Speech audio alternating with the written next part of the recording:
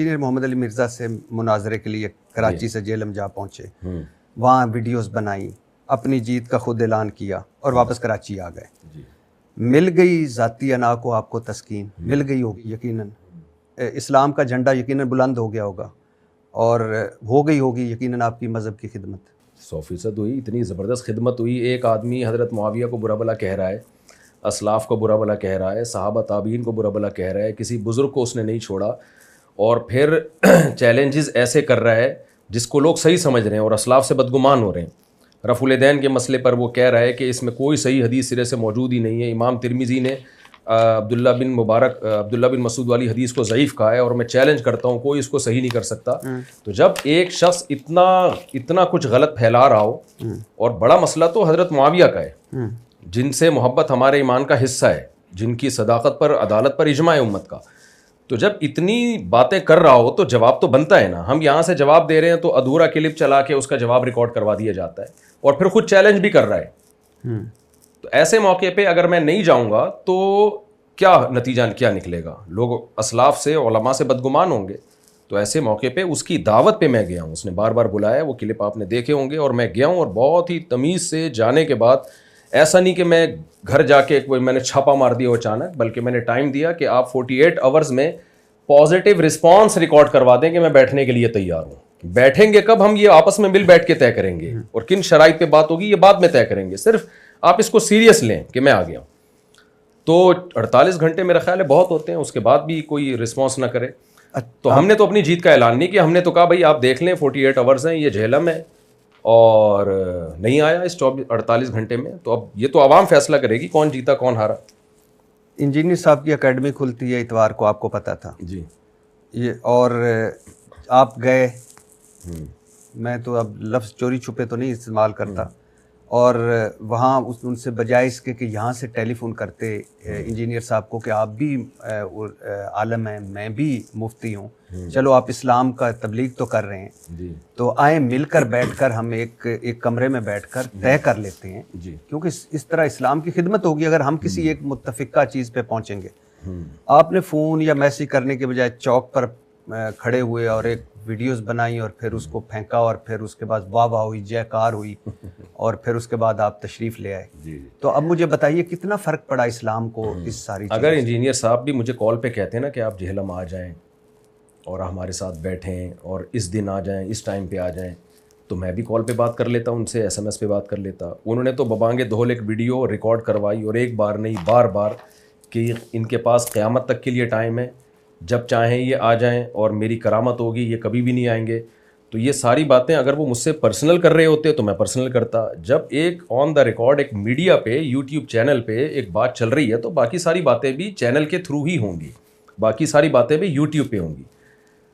تو ایک آدمی اگر مجھ پہ الزام لگائے، فون پہ مجھے کہتا ہے آپ برے آدمی ہو، تو میں فون پہ ہی جواب دوں گا، لیکن اگر وہ یوٹیوب پہ کلپ بنا کے ریکارڈ کرا دیتا ہے تو پھر آپ بتائیں اخلاقیات کا تقاضا کیا ہے؟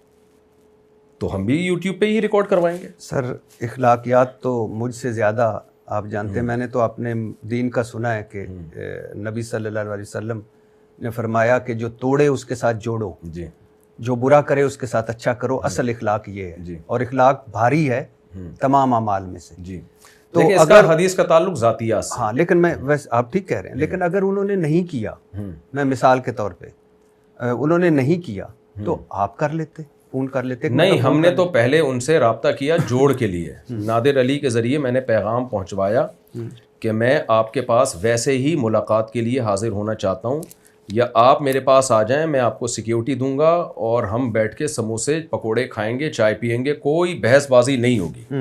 یہ نادر علی اس پر گواہ ہے۔ پہلے ہم نے جوڑ کی ہی کوشش کی ہے کہ بھائی بندی کے ساتھ بیٹھ کر مل بیٹھ کے مسئلے حل ہوں، لیکن سامنے سے جو رسپانس آیا وہ جوڑ والا نہیں آیا، وہاں سے یہ فائرنگ شروع ہوئی ہے۔ تو لا يحب اللہ الجہر بالسوء من القول الا من ظلم، نبی جوڑ کی بات کرتے تھے، لیکن بدر میں نبی نے ہی تلواریں بھی چلائی ہیں نا، احد میں، خندق میں، فتح مکہ میں۔ تو کون سا موقع جوڑ کا ہے اور کون سا موقع مقابلے کا ہے، یہ فیصلہ کرنا پڑتا ہے۔ تو ایسا نہیں ہے کہ ہر ایک کو ایک ہی لاٹھی سے ہانکا جائے۔ ہم نے پہلے پوری کوشش کی انجینئر علی مرزا سے جوڑ کی، اس میں نادر علی گواہ ہے، وہ میرے پاس آیا، میں آپ دونوں کی میٹنگ کروانا چاہتا ہوں، میں نے کہا 100 دفعہ اس نے کہا لیکن کسی ٹاپک پہ بات نہیں ہوگی, صرف دوستی ہوگی. میں نے کہا میں 100% اس کے لیے تیار ہوں. جب یہ تمام کوششیں محبت سے بیٹھنے کی ناکام ہو گئیں اور ادھر سے ہی فائرنگ ہوتی رہی, وہ میری ذات پہ فائرنگ ہوتی, کوئی بات نہیں. وہ فائرنگ کس پر ہو رہی ہے؟ بڑے بڑے علماء, صلحاء اور صحابہ پہ فائرنگ ہو رہی ہے, اور بندہ خاموش نہیں ہو رہا اور پھر چیلنج بھی کر رہا ہے. تو میرا خیال ہے پھر اس کے بعد تو اتنا تو ہوتا ہے. ہم نے کون سا جا کے وہاں کوئی میزائل داغ کے آ گئے ہیں. تو آپ کے بڑے بھی ہیں, مفتی منیب بھی ہوں گے, مفتی منیب الرحمان, مفتی تقی عثمانی صاحب بھی ہوں گے. تو جب اسلام اتنا خطرے میں تھا انجینئر صاحب کے, اب بقول آپ کے, کہ وہ اتنے حملے کر رہے تھے, تو یہ بڑے کیوں نہیں بولے؟ دیکھیں, بڑے اپنے آپ کو اس کے لیول کا نہیں سمجھتے. یہ تو انجینئر صاحب نے خود اپنے آپ کو ایک بہت عظیم عالم اسلام کی شخصیت بنا کے پیش کر دیا ہے.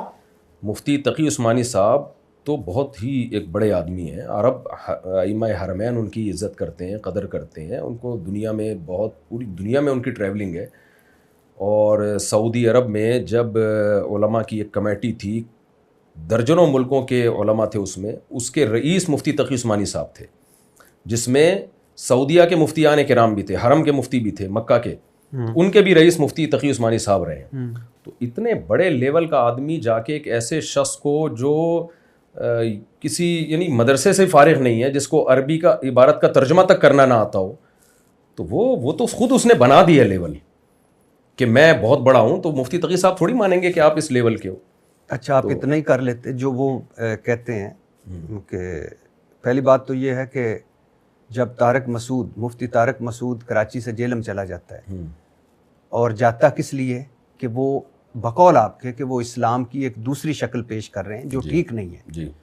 تو مفتی تقی عثمانی صاحب کوئی ان کا کوئی وہ تو نہیں ہے نا, امپورٹ ایکسپورٹ کا بزنس, مذہب کے ہیں نا.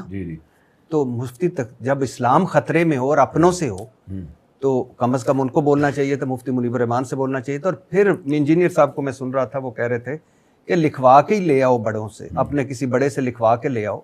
تو بسم اللہ. دیکھیں, مفتی تقی عثمانی صاحب میڈیا پہ نہیں ہے, وہ ایک حقیقی معنوں میں علمی کتاب. کہا تھا کہ جائیں نہیں, نہ انہوں نے مجھے روکا, نہ انہوں نے مجھے کہا جانے کا. مفتی وہ سوشل میڈیا, مفتی منیب منیب الرحمان کا تو ان سے پوچھیں نا, مفتی منیب الرحمان کی باتیں تو آپ مفتی منیب الرحمان سے پوچھیں. لیکن سنا ہے وہ انہوں نے مائنڈ کیا تھا کہ آپ کیوں گئے اس طرح مناظرہ کرنے.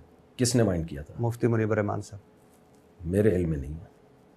لیکن آپ کیوں نہیں, اتنا بڑا آپ کا چیلنج ہے کہ آپ نے اتنی اسلام کی خدمت کرنی ہے, لکھوا مفتی تقی عثمانی صاحب کے پاس جائیں. وہ کیا, یہ کون سا کسی سے مناظرے کے لیے شرط ہے؟ آپ دلیل سے بات کریں, اگر وہ صحیح ہے تو مفتی تقی صاحب لکھ کے دیں یا نہیں لکھ کے دیں.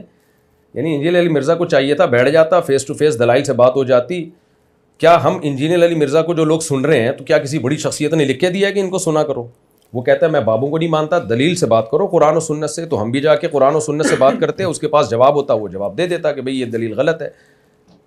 تو دنیا کے سامنے آ جاتا ہے یہ دلیل, کس کی دلیل صحیح ہے, کس کی دلیل غلط ہے. یہ جو شرط ہے کہ مفتی تقی صاحب, اگر وہ آج کہہ دے کہ نہیں مفتی تقی صاحب بھی نہیں, عالم اسلام کے جو سب سے مایہ ناز امام حرم ہے شیخ شریم سے لکھوا کے لاؤ, میں پھر بیٹھوں گا. تو کیا میں پاگل تھا میں شیخ شریم سے لکھوانے چلا جاتا؟ تو اگلا جو یہ مطالبے کر رہا ہے کہ مفتی تقی صاحب لکھ کے دیں گے تو میں بیٹھوں گا, اس مطالبے کی لاجک کیا ہے؟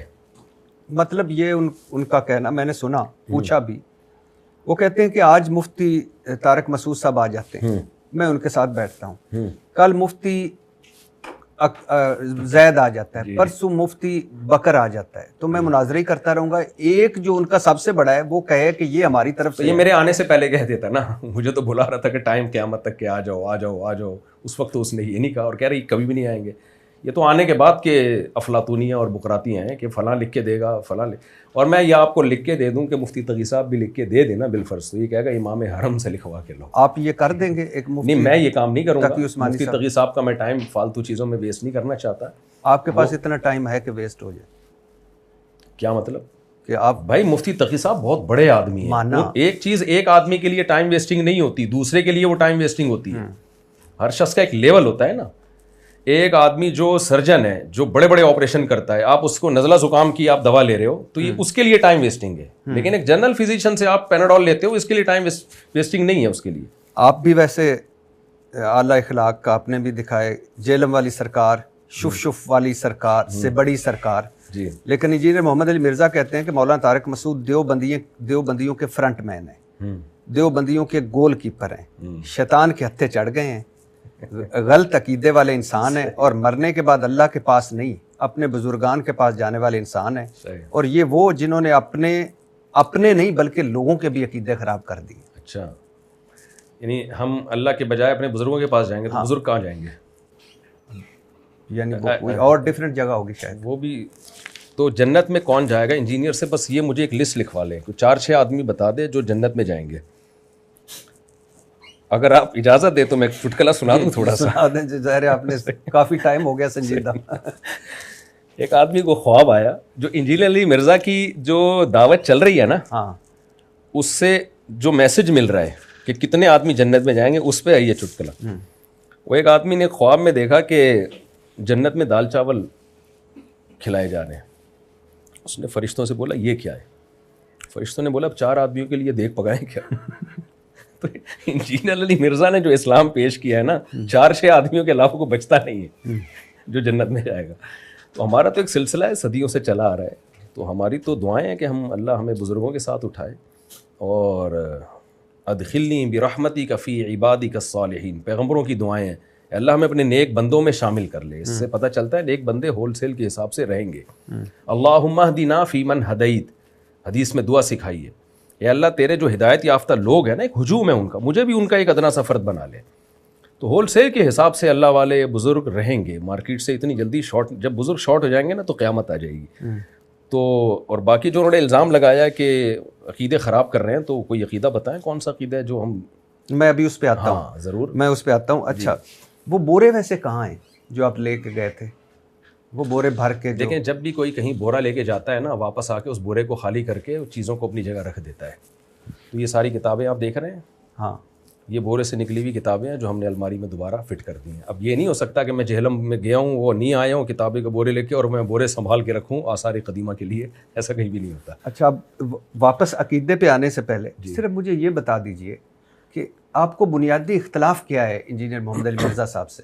انجینئر علی مرزا سے اختلاف یہ ہے, پراپر عالم نہیں ہے, اور مسٹیک علمی بہت زیادہ کرتے ہیں. وہ تھوڑی نہیں, کوئی ایک غلطی ہوتی نا تو انسان کہتا ہے غلطی ہر انسان سے ہوتی ہے. قرآن مجید غلط پڑھنا, خلا کے مسئلے میں قرآن کی آیت کا ترجمہ غلط. مولانا عمران صفدر صاحب ہیں, کہ یوٹیوب پہ آپ سرچ کیجئے گا, ان کا کام ہی یہی ہے انجینئر کی غلطیاں نکال کے ویڈیو بنانا. اتنی زیادہ ان کی آپ کلپ ملیں گے نا آپ کو, آپ حیران ہو جائیں گے کہ یار یہ بندہ کوئی کبھی تو کچھ ٹھیک بات کر لے نا. تو کوئی ایک چیز نہیں ہے جس کو ہم کہیں. اتنے چیلنجز, بڑے بڑے چیلنجز, جو یہ رفع الیدین پر چیلنج, اور یہ حدیث 2812 کا کسی کے پاس کوئی جواب نہیں ہے. اشرف علی تھانوی نے اپنے نام کا کلمہ پڑھایا, یہ میں آگے کرنے لگا. تو یہ سارے چیلنجز کا جب آپ کو جواب دیا جاتا ہے تو آپ جواب کیوں پی جاتے ہو؟ اور ایسے بہت ساری چیزیں ہیں.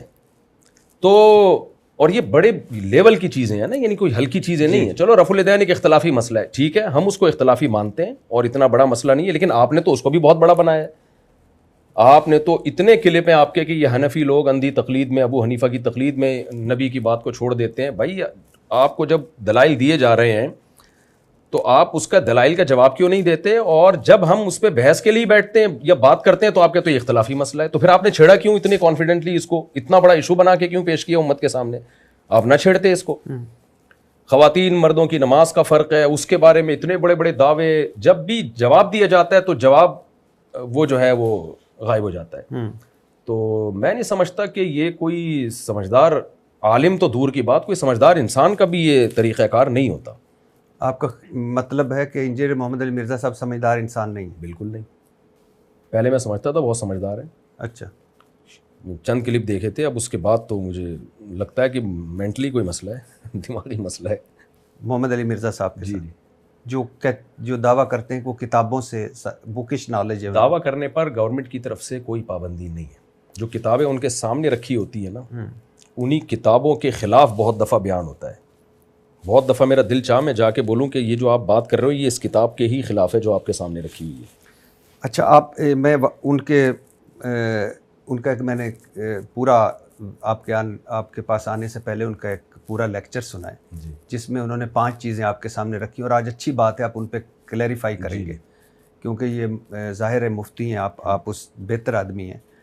تو لیکن اس سے آنے سے پہلے میں ایک ضرور کہنا چاہوں گا کہ جس طرح آپ جہلم گئے, مثال کے طور پہ آپ نے ویڈیو بنائی, اس کے بعد یا ان کو پتہ ہوتا یا آپ پتہ چل جاتا, تناؤ ہوتا, لوگ نکل آتے, کوئی مذہبی آگ لگ جاتی, پاسبل تھا نا جی. تو آپ بھی مفتی ہیں ماشاءاللہ, آپ کے بھی فالورز ہیں, وہ بھی انجینئر محمد علی مرزا صاحب کے بھی فالورز ہیں, تو کتنا نقصان ہو جاتا. تو اب آپ آن لائن کر لیتے سارا کچھ. بہترین بات کی آپ نے. اس کے 2 جواب ہیں. پہلا جواب یہ کہ پھر ان کو بلانا ہی نہیں چاہیے تھا. یہ چیز پہلے سوچنی چاہیے تھی کہ جب ایک بندہ جہلم آئے گا, اور وہ اسی وجہ سے مجھے بلا رہے تھے انجینئر صاحب, کہ ان کا خیال یہ تھا یہ نہیں آئے گا. ان کو پتہ ہوتا نا آئے گا تو کبھی نہیں بلانا تھا انہوں نے. تو یہ چیز انجینئر صاحب کو سوچنی چاہیے تھی کہ ایک بندہ آ رہا ہے اور تو یہ بھی ہو سکتا ہے وہ بھی ہو سکتا ہے, تو پھر بلایا کیوں؟ یہ سوال ان سے ہے. دوسری بات یہ ہے کہ میں نے جو رات کو کلپ ریکارڈ کروایا نا, اس کا مقصد ہی یہی تھا کہ کوئی ہجوم نہ ہو, کوئی مارا ماری نہ ہو, کوئی تھرڈ پارٹی فائدہ اٹھا کے بدامنی کی کوشش نہ کرے. میں صرف یہ ثابت کر دوں کہ میں آپ سے بات چیت میں سیریس ہوں. اس کے لیے میرا جہلم جانا ضروری تھا کہ بھائی میں اب آ گیا ہوں میں. تو ہم نے یہ فیصلہ مشورے کے بعد کیا تھا کہ کوئی کنٹروورسی نہ پھیلے, کوئی تھرڈ پارٹی فائدہ نہ اٹھائے, مجھے مار دیا یا اس کو مار دیا تو ایک دوسرے سے لڑتے رہیں گے ساری زندگی. تو ہم یوٹیوب پہ ایک نمبر دے دیتے ہیں, اس نمبر پہ انجینئر صاحب رابطہ کریں اور ہم طے کر لیتے ہیں فلاں جگہ ہم بیٹھیں گے اور یہ ہم بات چیت طے کریں گے کہ کس دن ہماری ڈیبیٹ ہوگی, لوکیشن کیا ہوگی, کن ٹاپکس پہ بات ہوگی اور کتنی دیر کون کون بات کرے گا. تو اس سے زیادہ میرا خیال ہے کوئی سوٹیبل طریقہ ہو نہیں سکتا شرافت کے ساتھ بات کرنے کا. اس کے علاوہ جتنے طریقے ہیں وہ شر اور آفت والے ہو سکتے ہیں, اس سے زیادہ بہتر کوئی طریقہ نہیں ہو سکتا کہ لڑائی نہ ہو اور بات چیت ہو. تو میں چونکہ بات چیت کرنے میں مخلص تھا, اس لیے میں نے یہ طریقہ اختیار کیا. اگر میں بات چیت کرنے میں مخلص نہ ہوتا نا, میں وہاں جا کے اعلان شروع کر دیتا جہلم کے چوک پہ کھڑے ہو کر, نکل بھائی تو باہر. پھر جو ہونا تھا پھڈے بازی ہوتی ہے. ہاں ڈیفینیٹلی. جی, تو یہ نہیں کیا نا ہم نے, اسی وجہ سے نہیں کیا. تو جب یہ ویڈیوز آپ کے سامنے آئیں تو آپ کے جو بڑے علماء ہیں ان میں سے کسی نے آپ کو کوئی سراہا ہو یا کوئی تعریف کی ہو یا کہا ہو ایسا نہ کیا کریں؟ نہیں, کسی نے نہیں کہا. کوئی رد عمل نہیں؟ ایسی دعائیں ہوئی ہیں. تو یہ تو حرم میں لوگوں کے فون آئے کہ ہم حرم میں دعائیں کر رہے ہیں آپ کے لیے, آپ نے ماشاءاللہ ایسا کام کیا, دلوں کو جیت لیا ہمارے. اور میں تو مزاج میں یعنی تھوڑا سا, سب کو پتہ ہے, تھوڑا سا یہ ان چیزوں شہرت ورت سے بچتا ہوں. اگر میں بائی روڈ آتا نا جہلم سے 48 گھنٹے کے بعد, BCO مدارس ہار پھول لے کے میرے استقبال کے لیے کھڑے ہوئے تھے. کراچی ایئرپورٹ پہ یہ خبریں تھیں کہ جی ہم مفتی صاحب کو ایسے اٹھا کے لائیں گے کندھوں پہ. میں نے کہا نہیں بھائی, اس لیے میں بغیر بتائے چپکے سے آیا اور پتلی گلی سے اپنے گھر میں داخل ہو گیا. ان سب کو پتہ ہے, کسی کو پتہ بھی نہیں چلنے دیا, کیونکہ ہمیں یہ پروٹوکول نہیں چاہیے. یہ کام لینا تھا, اللہ نے لے لیا. تو یہ جو الزام لگایا جاتا ہے نا مفتی صاحب نے شہرت کے لیے کیا اور یہ کیا, تو بھائی میرے تو بہت لوگ تھے. ہاں صرف ایک بات ہوئی ہے کہ وہاں اہل حدیث حضرات کا مدرسہ تھا قریب میں, تو انہوں نے مجھے بہت اصرار کیا کہ آپ آئیں ایک دفعہ بیان کریں ہمارے یہاں. کسی بڑے نے رابطہ کیا تو وہ مجبوراً میں چلا گیا, تو وہ ہار پھول لے کے کھڑے ہوئے تھے, انہوں نے ڈال دیا, وہ بھی میری پرمیشن کے بغیر. تو اس سے زیادہ کچھ بھی نہیں ہوا. اچھا, آج جو لیکچر ہے 5 انہوں نے کہا ہے کہ قرآن و سنت سے مفتی صاحب یہ ثابت کریں, اور یہی انہوں نے کہا یہی میرا مناظرہ ہے, یہی میرا سب کچھ ہے. جی, میں اس کے علاوہ میرے پاس جو میں نے دلیلیں رکھنی تھی وہ میں نے پہلے بتا دی. یہ ان کا میں لیکچر سن رہا تھا انجینئر محمد علی مرزا کا, تو وہ کہہ رہے ہیں کہ ان 5 جو دیوبندیوں کے عقائد ہیں ان کو قرآن و سنت سے ثابت کریں تو سمجھے مناظرہ ہو گیا. اور انہوں نے شروع یہاں سے کیا ہے, بنو امیہ کی چالیں جہاں ختم ہوتی ہیں وہاں ہماری شروع ہوتی ہیں. صحیح. اچھا, پہلا وہی ہے چشتی رسول اللہ, معین الدین چشتی اجمیری اور ان کے مرید والا واقعہ آپ نے پڑھا ہوگا, جس میں مرید ایک آتا ہے, ان کی ہاتھ پہ بیعت کرنے لگتا ہے, تو یا بیعت کی خواہش کرتا ہے, تو معین الدین چشتی اجمیری رحمۃ اللہ علیہ کہتے ہیں کہ تم لا الہ الا اللہ چشتی رسول اللہ نعوذ باللہ یہ پڑھو تو پھر بیعت ہوگی. تو اب یہ جو پیر مہر علی شاہ اور اشرف علی تھانوی صاحب نے اس کو دفاع کیا, یعنی السنت جلیہ فی الچشتیہ علیہ, اس میں بھی وہ واقعہ موجود ہے. اور اچھا, اب یہ ہے کہ 3 تعویلیں دی انہوں نے, آپ نے پڑھا ہوگا. ایک تعویل یہ دی کہ یعنی اشرف علی تھانوی صاحب نے کہ یہ نہیں کہا کہ یہ غلط ہے, اس کو چھوڑو, لا الہ الا اللہ محمد رسول اللہ، لا الہ الا اللہ محمد رسول اللہ، یہ ہمارا بنیادی عقیدہ ہے اور اس پہ ہماری جانیں قربان۔ انہوں نے 3 عقیدے، ایک کہ دیکھیں جی رسول کا مطلب ہوتا ہے نمائندہ، پیغام پہنچانے والا، مگر ترمذی کی حدیث دی کہ وہ حضور صلی اللہ علیہ وسلم کے دور میں ایک صحابی گئے تھے ایک دربار میں، تو انہوں نے بھی کہا تھا میں رسول کا رسول ہوں، لیکن انہوں نے یہ دربار میں نہیں کہا تھا کہ لا الہ الا اللہ انی رسول اللہ۔ تو ایک دوسری انہوں نے دی کہ جی چونکہ خاص لوگوں کی مجلس تھی، خوش عقیدہ لوگ تھے، بڑے اچھے لوگ تھے، اور وہ لوگ جو تھے وہ ان کو ایمان پکے تھے، عقیدے پکے تھے، لہٰذا اس سے کچھ نہیں ہوتا۔ تیسرا کہ وہ مرید کا عقیدہ یا مرید کا دل یا مرید کا ایمان یا اپنے بارے میں محبت چیک کرنا چاہتے تھے، یہ دیا۔ اب مجھے حیرت یہ ہوئی جو میں جب انجینئر صاحب کو سن رہا تھا کہ اشرف علی تھانوی صاحب کو یا پیر مہر علی شاہ صاحب کو اس کو رد کرنا چاہیے تھا۔ یہ ہے وہ پہلا، وہ کہتے ہیں کہ اس کو قرآن اور سنت سے ثابت کریں کہ یہ کلمہ۔ دیکھیں کچھ چیزیں اتنی واضح ہوتی ہیں کہ ان پہ رد کرنے کا مطلب آپ اس کو متنازع بنا رہے ہو۔ یہ ساری دنیا کے سارے مسلمانوں کو پتہ ہے، مولانا اشرف تھانوی کو بھی پتہ تھا، ان کے شاگردوں نے تو ختم نبوت پہ بے پناہ محنتیں کی ہیں کہ یہ طے شدہ حقیقت ہے کہ محمد صلی اللہ علیہ وسلم کے بعد کوئی پیغمبر نہیں آ سکتا، یہ ایک طے شدہ پہلے سے حقیقت ہے بلا شبہ۔ تو اب یہ جو چشتی رسول اللہ کی تعویل کی جا رہی ہے، یہ ان کو کافر ہونے کے فتوے سے بچانے کے لیے، کیونکہ اسلام کا حکم ہے کہ کسی کے بعد کے 100 مطلب نکلتے ہوں نا، جن میں 99 مطلب غلط نکلتے ہوں، 99 مطلب ایسے نکلتے ہوں جس سے اس کا کافر ہونا لازم آ رہا ہے، اور ایک مطلب ایسا نکلتا ہو جس میں تعویل کرنے کے بعد اس کا کافر ہونا لازم نہیں آ رہا، تو اس ایک مطلب کو ترجیح دی جائے گی بدگمانی سے بچنے کے لیے، کیونکہ اس کی ساری زندگی توحید پہ گزری ہے، ساری زندگی ختم نبوت پہ گزری ہے۔ معین الدین چشتی رحمۃ اللہ علیہ خود بھی اور ان کے مریدین بھی محمد صلی اللہ علیہ وسلم کے بعد کسی کو پیغمبر نہیں مانتے تھے۔ تو یہ تعویل جو میں اپنے الفاظ میں ذرا دوبارہ کر دیتا ہوں، جاعل الملائکۃ رسولا، قرآن کیا کہتا ہے؟ اللہ نے فرشتوں کو رسول بنایا، تو کیا فرشتے نبی ہوتے ہیں؟ یہاں رسول لغوی معنی میں ہے، لغت کا مطلب کیا ہے؟ میں بات پہلے پوری کمپلیٹ کر لوں پھر آپ بتائیے۔ رسول لغوی معنی میں ہے، یعنی لغت کے لحاظ سے کوئی بھی نمائندہ ہوتا ہے اس کو رسول کہا جاتا ہے۔ رسول کے ایک اصطلاحی معنی ہے، اصطلاح میں رسول پیغمبر کو کہتے ہیں، تو پیغمبر محمد صلی اللہ علیہ وسلم کے علاوہ کسی اور کو اصطلاحی معنی میں رسول ماننے سے انسان کافر ہو جاتا ہے۔ تو معین الدین چشتی وہ امتحان لے رہے تھے کہ یہ میرا مرید جس کو میرے بارے میں پتہ ہے کہ میں ختم نبوت کے عقیدے کا حامل ہوں، میں جب چشتی رسول اللہ کا لفظ بولتا ہوں تو یہ فوراً بدگمان ہو جاتا ہے، یا یہ بولتا ہے کہ یہ معین الدین چشتی ظاہر ہے مسلمان ہے، اللہ کے ولی ہیں، یہ اس کی تعویل کرتا ہے۔ تو یہ امتحان لینے کے لیے انہوں نے اس سے کہا جو ہماری نظر میں ٹھیک نہیں ہے۔ کسی مرید کو آپ ایسی آزمائش میں نہ ڈالیں کہ جس سے جو ہے اس کا ایمان خطرے میں پڑ جائے اور پھر بعد میں اس کی تعویلات کرنی پڑیں۔ تو میں یہ نہیں کہہ رہا کہ معین الدین چشتی نے لا الہ الا اللہ چشتی رسول اللہ پڑھوا کے کوئی جائز کام کیا ہے، ناجائز کام ہے جس پہ توبہ استغفار بنتی ہے، لیکن ایک بزرگ کی ساری زندگی دین کی خدمت میں لگی ہو، ساری زندگی ختم نبوت کے عقیدے کے دفاع میں لگی ہو، ایک جزوی واقعہ جب سامنے آتا ہے جو غلط واقعہ ہے تو شریعت کیا کہتی ہے؟ فوراً اس پہ کفر کے فتوے لگا دو یا اس کی کوئی تعویل کرو۔ اس کی میں ایک مثال دیتا ہوں آپ کو قرآن سے۔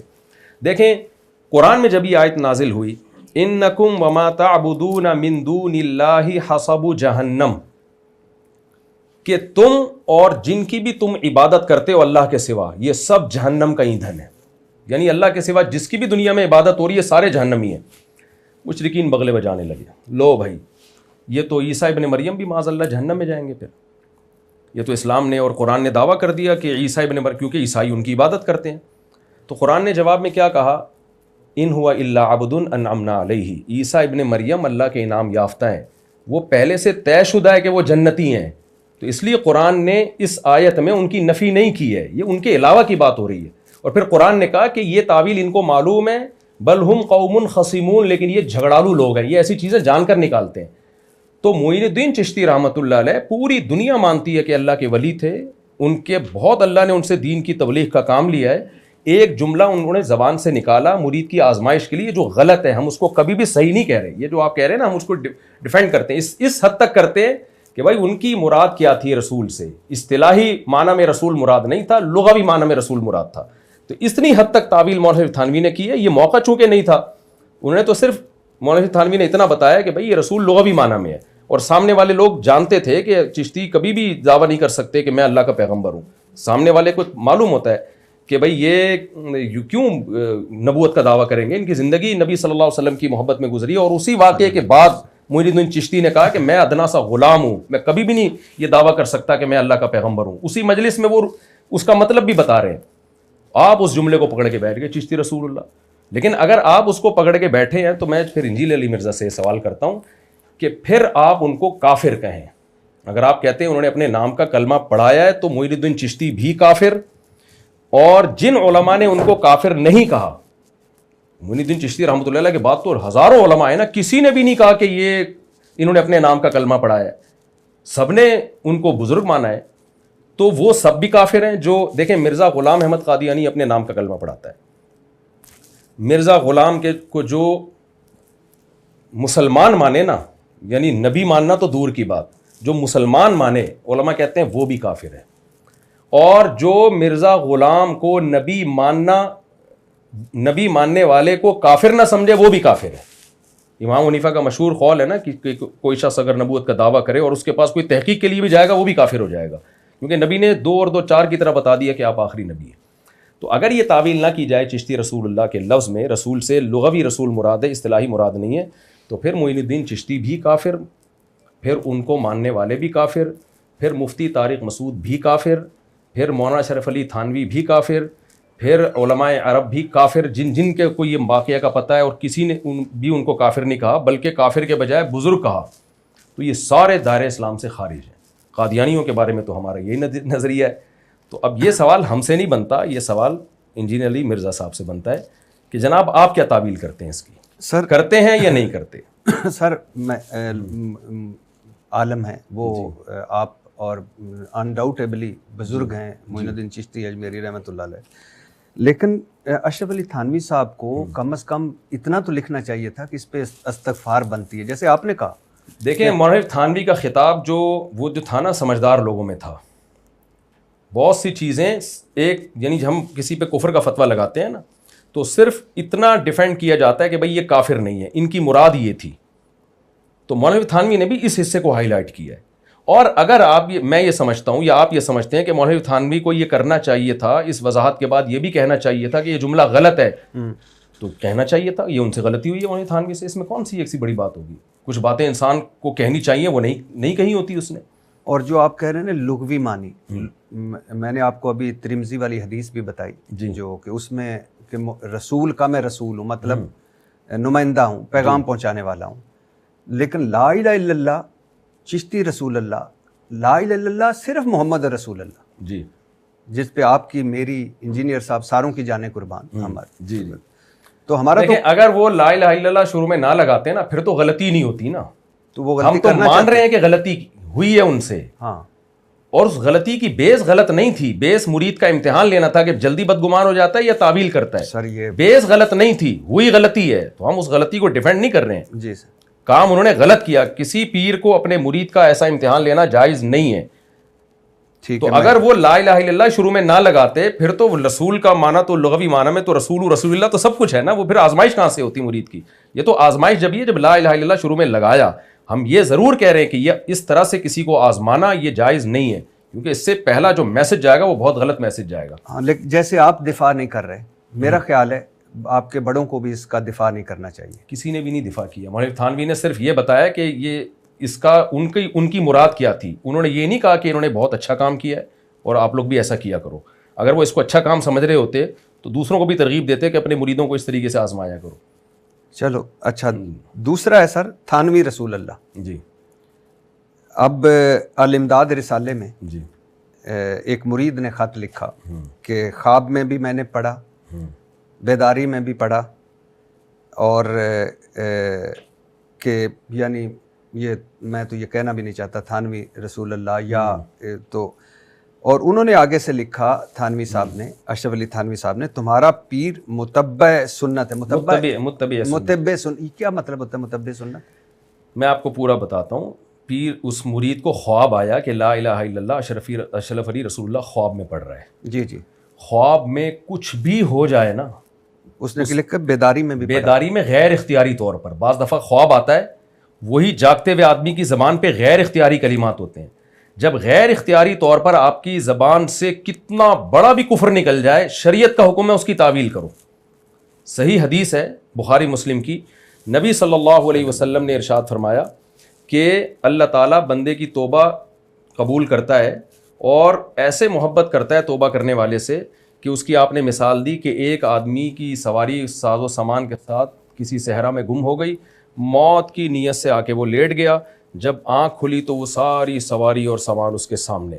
تو آپ صلی اللہ علیہ وسلم نے فرمایا وہ اتنا خوش ہوا کہ اس نے کہا اللہم انت عبدی وانا ربک, اے اللہ تو میرا بندہ میں تیرا خدا. آپ نے فرمایا اخطأ من شدت الفرح, خوشی سے غلطی سے اس نے زبان سے الفاظ کہے. تو اس سے پتہ چلتا ہے, حالانکہ یہ تو بالکل کفر ہو گیا نا, اللہ کو بندہ کہہ دیا اور اپنے آپ کو کیا کہہ دیا, اللہ کہہ دیا. تو خواب میں ایک شخص کو آیا, پہلی بات خواب میں کچھ بھی آ جائے, ناممکنات بھی چیزیں خواب میں نظر آ جاتی ہیں. خواب میں کوئی زنا بھی کر رہا ہو نا, اس کی بھی تعویل کی جائے گی, تعبیر بتائی جائے گی. میں نے سعودی عرب میں کسی نے سے آئے تھے, جب شیخ بن باز رحمہ اللہ مفتی اعظم زندہ تھے, کسی نے مجھے واقعہ سنایا کہ ان کے پاس فون آیا, ایک خاتون نے کہا میں نے کسی, پہلے اس نے نام نہیں بتایا, کہہ رہے میں نے کسی بزرگ کو زنا کرتے ہوئے دیکھا ہے.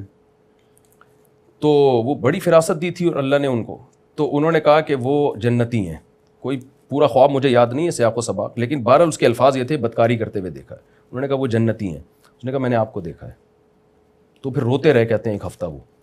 تو خواب کے مطلب ہوتے ہیں. خواب میں حدیث میں یہ خواب نبی صلی اللہ علیہ وسلم کا جو ہے وہ کسی صحابیہ نے بتایا کہ آپ کے گوشت کا ٹکڑا, آپ کے جسم سے گوشت کا ٹکڑا نکل کے آیا. مجھے پورا خواب یاد نہیں ہے, لیکن نبی صلی اللہ علیہ وسلم کے جسم کا گوشت جو ہے نا وہ ٹکڑا نکل کے آیا ان کی گود میں.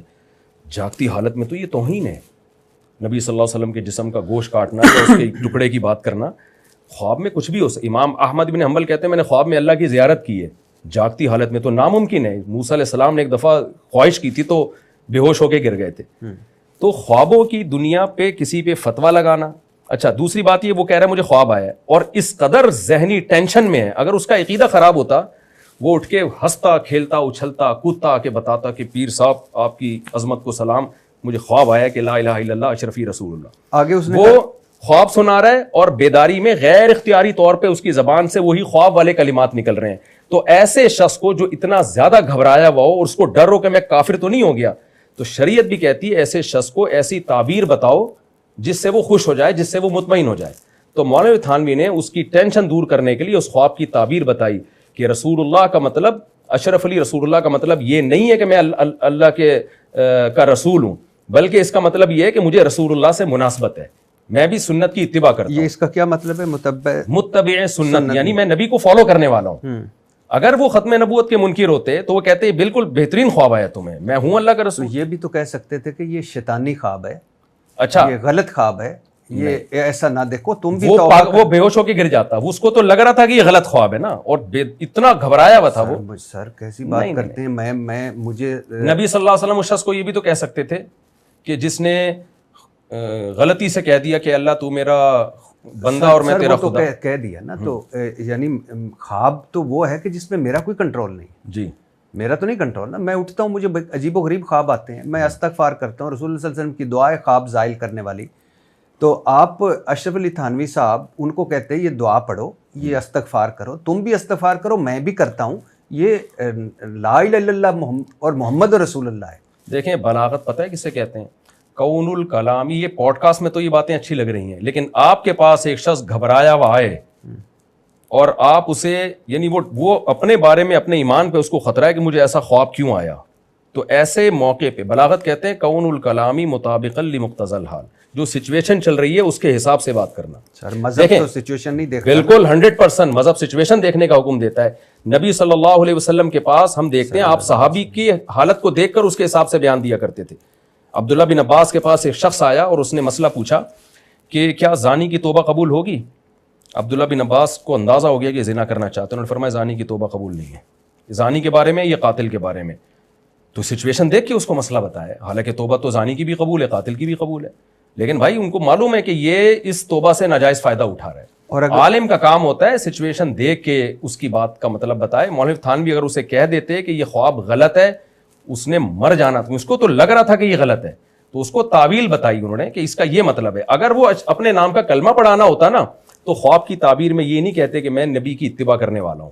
خواب کی تعبیر میں کہتے کہ یہ اچھا خواب ہے, بالکل بہترین خواب ہے, اور اسی پہ قائم رہنا, کسی کو بتانا نہیں, بس یہ میرا اور آپس کا تمہارا آپس کا معاملہ ہے کہ مجھے اللہ نے تمہیں میرے بارے میں کہہ دیا کہ میں اللہ کا رسول ہوں. ٹھیک ہے, انہوں نے اس کو ایک تسلی کے لیے خواب کی ایک تعبیر بتائی, اور اس کے آخر میں یہ بھی لکھا کہ مجھے اس تعبیر پر اصرار نہیں ہے, ہو سکتا ہے یہ تعبیر میں جو بتا رہا ہوں غلط ہو. ویسے میں یہ بھی انہوں نے لکھا کہ ہو سکتا ہے یہ غلط. آپ مفتی ہیں, عالم ہیں, بہتر جانتے ہیں.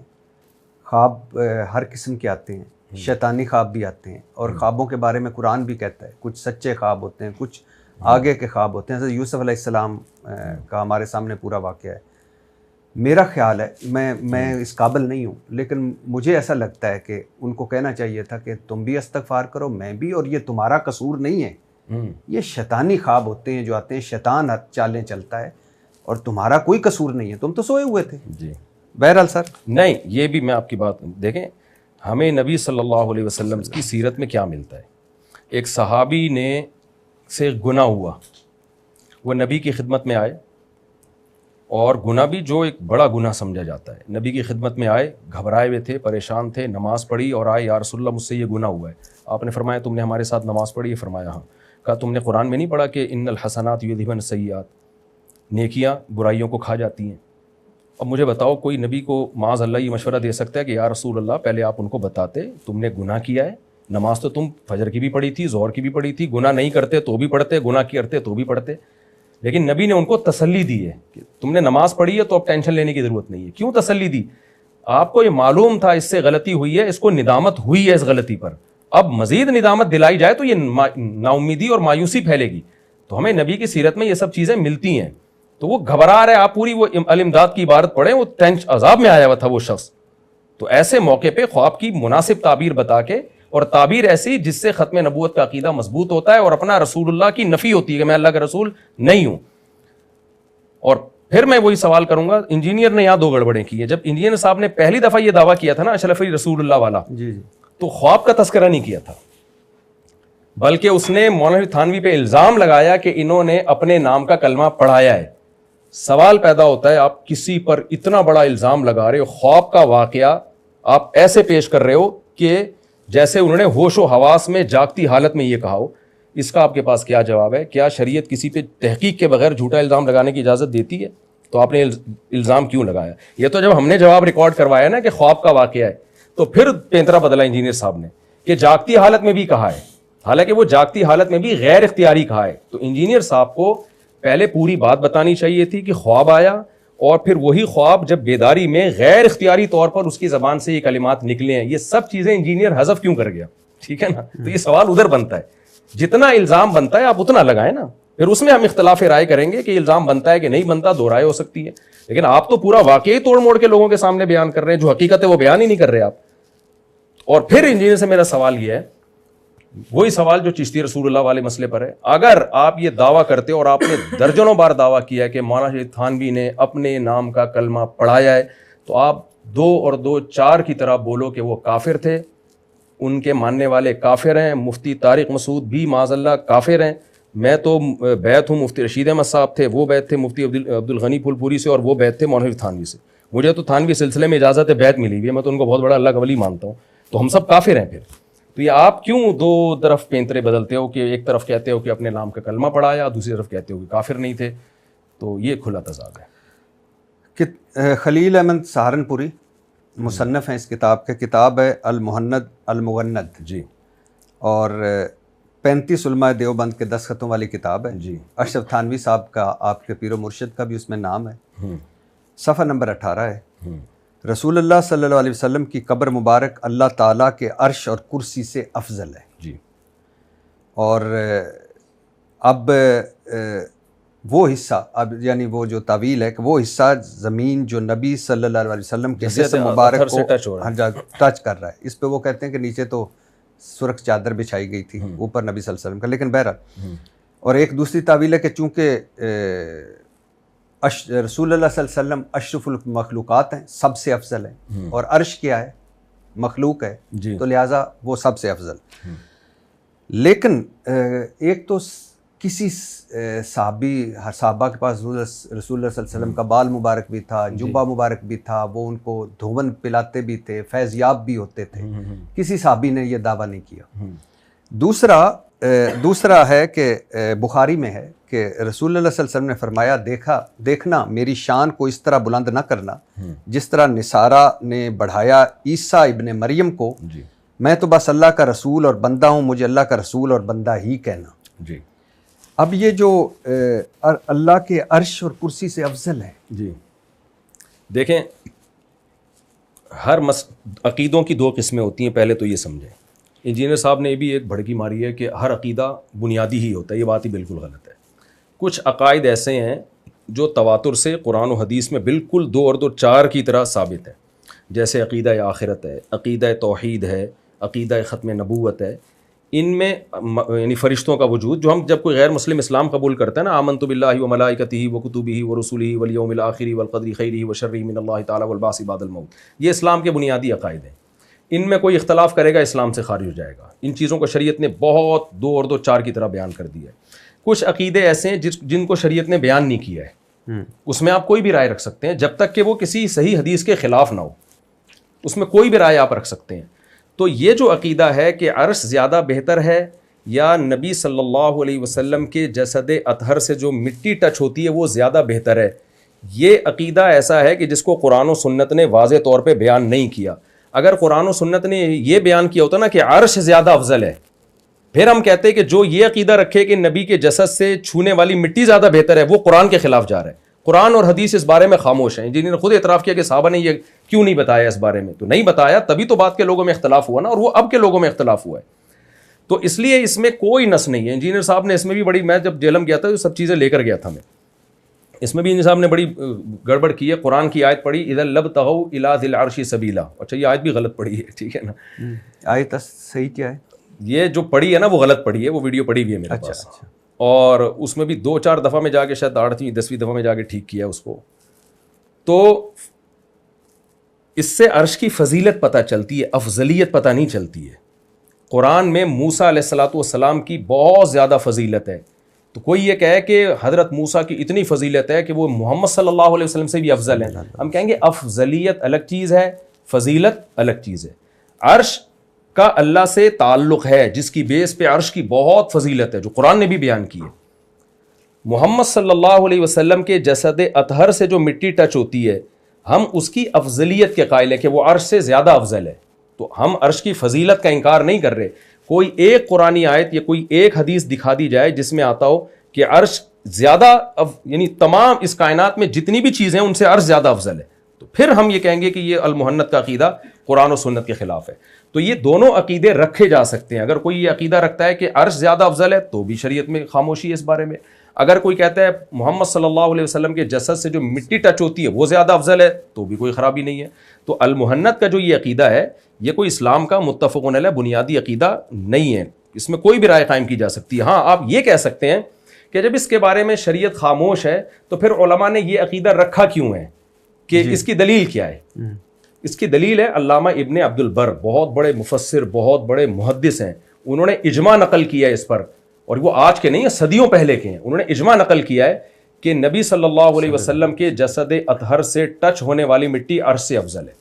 اور یہی میں نے تو جب آپ اگر مجھے پہلے یہ سوال بتاتے نا میں کروں گا، تو میں اپنے وہ ہر دور میں علماء اسی کے عقیدے کے قائل رہے ہیں، تو میں پوری لسٹ ان کے جو سن وفات کے ساتھ لے کے یعنی میں آپ کے سامنے بیٹھتا اور پڑھ کے سناتا کہ ہر دور میں علماء کا یہی عقیدہ رہا ہے۔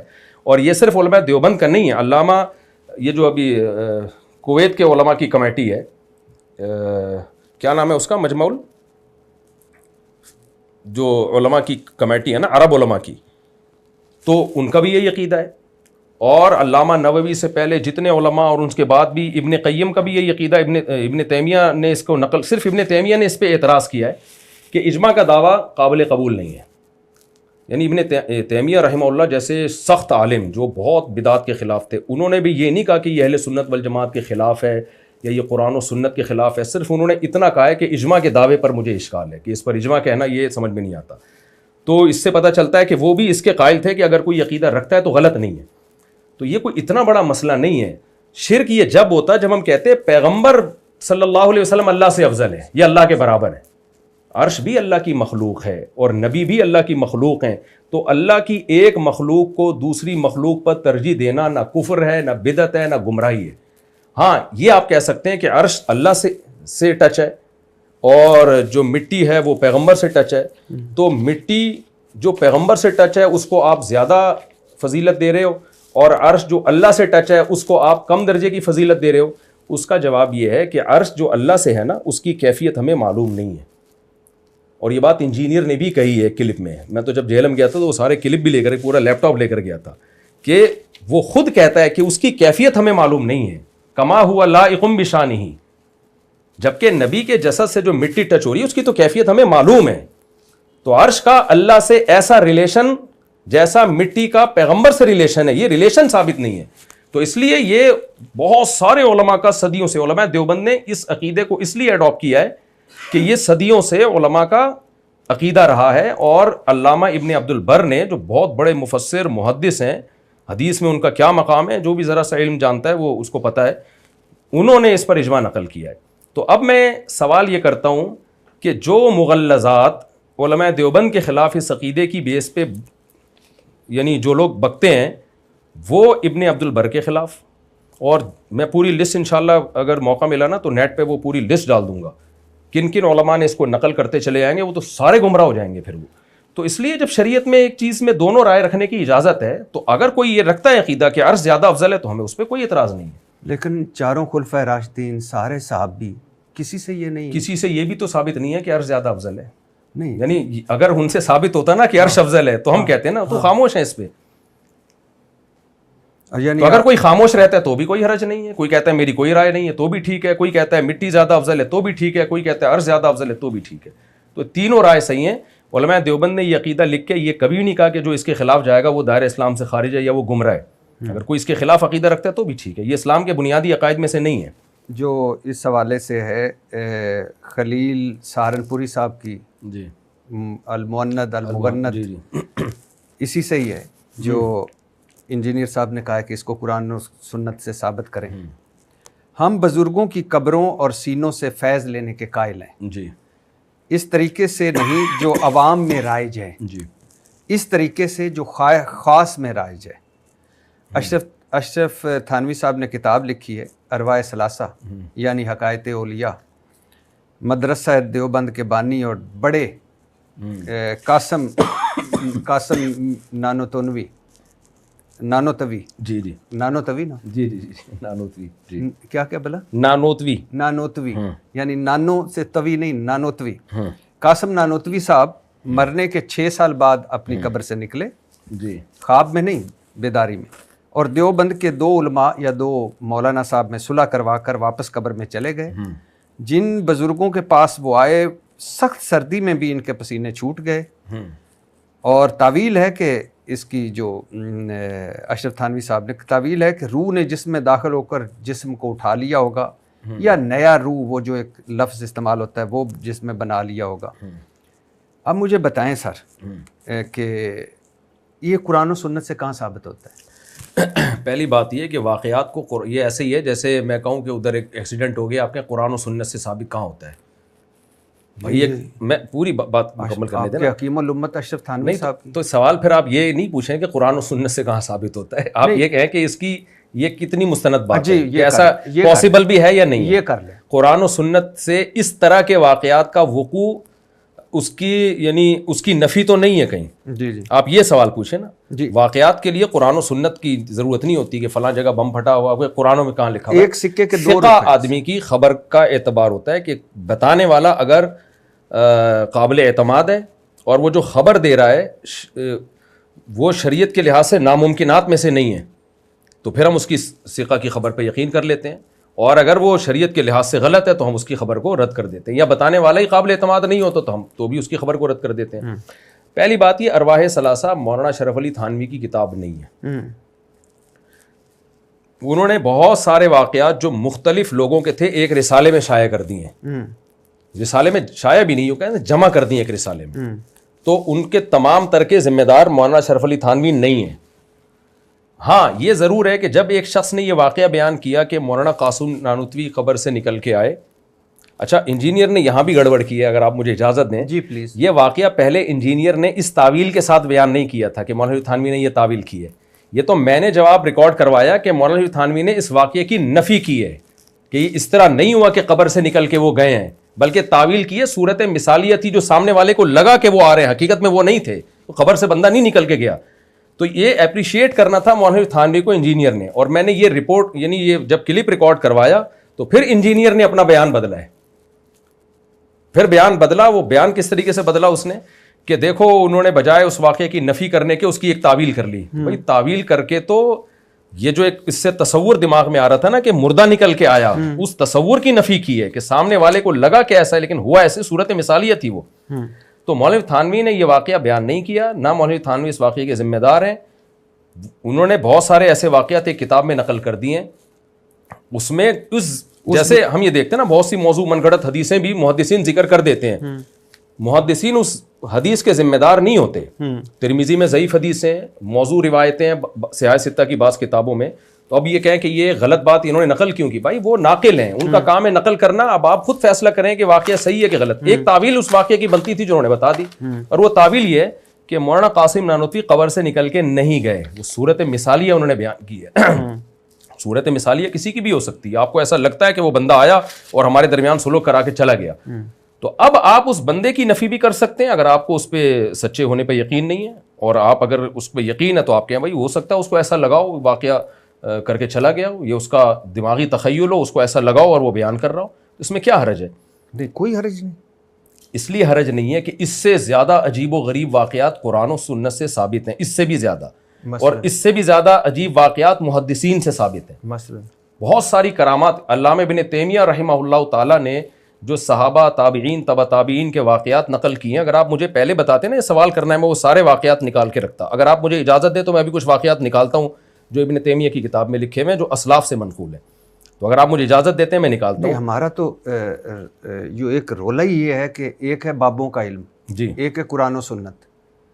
تو دیکھیں میں دو چیزوں کو سمجھنا ضروری ہے. جی سر. اللہ کے لیے کچھ بھی مشکل نہیں ہے, یہ قرآن و حدیث سے ثابت ہے. دو چیزیں ہوتی ہیں, پیغمبروں کے ہاتھ پہ معجزے ظاہر ہوتے ہیں, اولیاء اللہ کے ہاتھ پہ کرامات ظاہر ہوتی ہیں. یہ قرآن و سنت سے اور اجماع امت سے ثابت ہے. حضرت مریم کو بغیر شوہر کے بیٹا مل گیا, یہ اس سے بھی زیادہ عجیب ہے کہ کوئی صورت مثالیہ کسی کو دماغ میں آئی اور وہ صلح کرا کے چلا گیا ہو. تو یہ حضرت مریم کیا اللہ کی پیغمبر تھیں؟ انہوں نے دعویٰ کیا کہ یہ جو میرا بیٹا ہے یہ شوہر کے بغیر ہے. تو یہ یعنی معجزہ اور کرامت کہتے ہی اس کو ہیں جو سائنس کے لیے بہت بڑا چیلنج ہے, جو عقلی طور پر ممکن ہی نہیں ہے. آپ اس کو مانتے ہیں یہ ہے؟ بھائی مجھے نہیں پتا یہ جو بیان کرنے والا ہے یہ قابل اعتماد ہے یا نہیں ہے. اگر قابل اعتماد ہے اور وہ کہہ رہا ہے کہ مولانا قاسم نانوتوی آئے تھے اور وہ ثقہ آدمی ہے, تو ہم اس کی تعویل کریں گے کہ یہ تو سچ کہہ رہا ہے لیکن حقیقت میں وہ نہیں آئے تھے, ایک صورت مثالیہ تھی جو اس کو ایسا لگا. جیسے ہمیں ہوتا ہے بہت سے بچے کہتے ہیں ہمیں جن نظر آیا ہے, ڈاکٹر کیا تعویل کرتا ہے, بھائی اس کا دماغ خراب ہو گیا, اس کو ایسا لگ رہا ہے کہ جن ہے, حقیقت میں جن نہیں. تو پھر ان کا بھی دماغ خراب ہوگا جنہوں نے یہ سنایا ہوگا. این ممکن ہے ان کا دماغ خراب ہو گیا. اور کوئی آپ کو ایسا لگتا ہے چاروں خلفائے راشدین میں سے کوئی آیا ہو؟ اس سے بڑے بڑے واقعات ہوئے ہیں خلفائے راشدین میں کہ آپ صلح کروا کے چلے گئے. دیکھیں یہ اسپیسیفک یہ واقعہ نہیں, یہ تو ایسا ہی ہو گیا. حضرت مریم کے جب بغیر شوہر کے بیٹا پیدا ہوا تو یہودی یہی تو کہتے ہیں, اس سے پہلے تو کبھی بھی ایسا نہیں ہوا کہ بغیر شوہر کے کسی کو اولاد مل گئی ہو. تو کرامت کے لیے یہ ضروری نہیں ہے کہ اس سے پہلے اسی نوعیت کا واقعہ ہوا ہو. کرامت کے لیے یہ ضروری ہے کہ کوئی بھی ایسا واقعہ ہوا ہو جو عقلاً ممکن نہ ہو. مریم کے بیٹا ہو رہا ہے سیدہ مریم کے شوہر کے بغیر. سلیمان علیہ الصلوۃ والسلام نے کہا کہ بھائی ایکم یاتینی بعرشھا قبل ان یاتونی مسلمین. ایک بزرگ بیٹھے ہوئے تھے جن کے پاس انجیل کا علم تھا, انہوں نے کہا انا آتی کا بھی قبل ان یرتد الیک طرفک. سلیمان علیہ السلام سے کہا کہ میں ملکہ سبا کا تخت آپ کی پلک جھپکنے سے پہلے میں آپ کے دربار میں حاضر کروں گا. یہ کہا اور تخت حاضر. یہ اس سے بھی زیادہ عجیب واقعہ ہے کہ قبر سے کوئی صورت مثالی آ رہی ہے. اس سے زیادہ عجیب ہے کہ اتنا بڑا تخت سلیمان السلام نے ابھی پلک جھپکی نہیں اور وہ انہوں نے حاضر کر دیا آگے. اس کی کیا تعویل کریں گے آپ؟ یہی کہیں گے بھائی یہ کام اللہ نے کیا, بزرگ نے نہیں کیا, اس بزرگ کے ہاتھ پہ کیا ہے. یعنی مجھے سمجھ نہیں آئی سر, آپ کتنے بڑے بڑے حوالے دے رہے ہیں آپ یہ اس کہیں کے لیے کہ جی اس کے لیے کہ جس کو آپ کو پیر و مرشد نے ایک واقعے کو ایک کتاب میں جمع کر دیا. مجھے ایک بات بتائیں, آپ اس کو صحیح سمجھتے ہیں کہ نہیں؟ بھائی مولانا شریف تھانوی اگر کہتے ہیں نا کہ میں نے دیکھا ہے تو میں کہتا کہ انہوں نے دیکھا ہے, جھوٹ نہیں بول رہی ہے. لیکن جس سے نقل کر رہے ہیں اس کو میں نہیں جانتا کہ اس کا دماغ خراب ہو گیا تھا یا اس پہ کیا ہو گیا تھا. اچھا پہلے میری بات کمپلیٹ ہونے وہ کر لیں. اس سے ہمیں قرآن سے پتہ چلتا ہے کہ جو اولیاء اللہ ہیں ان کے ہاتھ پہ کرامتیں ہوتی ہیں. تخت سیکنڈ میں یہاں سے وہاں آ سکتا ہے, یہ اللہ کر رہا ہوتا ہے, وہ بزرگ نہیں کر رہے ہوتے. سیدہ مریم کو بغیر شوہر کے اولاد مل رہی ہے, یہ اللہ دے رہا ہے, سیدہ مریم نہیں, ان کو یہ طاقت اللہ نے نہیں دی ہے. تو یہ جو کرامات ہیں یہ نبی صلی اللہ علیہ وسلم کے بعد بھی قیامت تک جاری رہی ہیں. اس میں دو چیزیں دیکھی جاتی ہیں کہ بیان کرنے والا قابل اعتماد ہو اور بزرگ ہو, کوئی دو نمبر آدمی نہ ہو. تو اگر بیان کرنے والا قابل اعتماد ہے تو علامہ ابن تیمیہ نے اس پہ اجماع نقل کیا ہے کہ یہ جو کرامات کا باب ہے نا یہ قیامت تک کے لیے مفتوح ہے, یہ ہوگا. بہت سے میں نے شہیدوں کے خون کی خوشبو اپنی ناک سے سونگھی ہے. اب آپ اگر کہیں کہ میں مفتی طارق مسعود کو نہیں مانتا تو آپ انکار کر دیں. شہید کے خون کی خوشبو کی کوئی لاجک بنتی ہے سائنٹیفکلی؟ کچھ بھی نہیں بنتی. میں نے دیکھا ہے کہ مفتی عتیق الرحمان شہید جناب 6 مہینے بعد قبر سے ان کو نکالا جا رہا ہے صحیح سالمہ ان کا جسم, اور خوشبو بھی آ رہی ہے ان سے. اور اس کے علاوہ کچھ, یہ تو میں نے خود نہیں سونگھی, ان کے بیٹے نے مجھے بتایا, بہت سے شہیدوں کی میں نے خود اپنی ناک سے خوشبو سونگھی ہے. تو اب یہ جو ہو رہا ہے یہ سائنس کو ایک بہت بڑا چیلنج ہے. تو اگر کسی کو مجھ پہ اعتماد ہوگا کہ مفتی طارق مسعود جھوٹ نہیں بولتے تو وہ مان لے گا, اور اگر کوئی یہ سمجھتا ہے کہ مفتی صاحب نے پھینک دیے تو نہ مانے. اس کا اسلام کے بیسک عقیدوں سے کوئی تعلق نہیں ہے. تو یہ جو ارواح ثلاثہ میں مولانا تھانوی نے واقعہ نقل کر دیا لے آیا, اگر کوئی کہتا ہے یہ غلط ہے تو بھی ہمیں کوئی اعتراض نہیں ہے. کوئی کہتا ہے نہیں یار جو بیان کرنے والے وہ ثقہ تھے تو بھی ہمیں کوئی اعتراض نہیں ہے. تو اس کا اسلام کے بیسک عقیدوں سے کوئی تعلق نہیں ہے. اور یہ محنت میں جو لکھا ہے نا قبر کا فیض والا مسئلہ, اس کا اس واقعے سے کوئی تعلق نہیں ہے. وہ قبر کے فیض کا جو مطلب ہے وہ میں بتاتا ہوں آپ کو, جو محنت میں جو لکھا ہے. فیض کا مطلب انہوں نے خود آگے بتا دیا کہ وہ طریقہ نہیں جو عوام میں رائج ہے. عوام میں کیا, ما فوق الاسباب, کسی سے مدد طلب کرنا, قبروں سے مانگنا. علماء دیوبند استمداد کے قائل نہیں ہے, فیض کے قائل ہیں. اور قبر کا فیض جو اسباب کے اندر ہو وہ اس کے سب قائل ہیں. نبی صلی اللہ علیہ وسلم کے دنیا سے جانے کے بعد حضرت ابو بکر نے کیوں کہا کہ ان کو کیوں دفن کیا گیا, حضرت عمر نے کیوں کہا کہ مجھے نبی کے پہلو میں دفن کیا جائے؟ کچھ تھا نا, کچھ فیض ہی تو تھا نا. وہ کیا مطلب جو رحمت اللہ کی نبی کی قبر مبارک پہ ہو رہی ہے وہی رحمت ان دونوں اصحاب پہ بھی ہو جائے. علامہ ابن حجر رحمۃ اللہ نے لکھا ہے کہ امام بخاری رحمہ اللہ تعالیٰ کی قبر سے خوشبو آتی رہی. قبر سے خوشبو آنا بھی قبر کا فیض ہے. تو وہ فیض جو اسباب کے تحت ہو, ہم اس فیض کے قائل ہیں. آپ جب قبرستان جاتے ہو تو نبی نے فرمایا کہ آخرت کی یاد تازہ ہوتی ہے. تو قبر پہ جا کے آخرت کی یاد تازہ ہونا یہ بھی قبر کا ایک فیض ہے. یہ عقیدہ شرکیہ اس وقت ہوتا جب عوام جس فیض کی قائل ہے جو مزاروں پہ ہو رہا ہے, قبروں سے مانگنا, ان کو سجدہ کرنا, ہم اس کا اس بات کر رہے ہوتے. اس کی تو نفی ہے کہ بھئی جو عوام جس کے قائل ہے ہم اس کے قائل نہیں ہیں. تو پھر آپ وہ عوام جو قبروں سے مانگنے کی قائل ہے وہ علماء دیوبند کے کھاتے میں کیوں ڈال رہے ہیں جبکہ وہ نفی کر رہے ہیں ہم اس کے قائل نہیں ہیں؟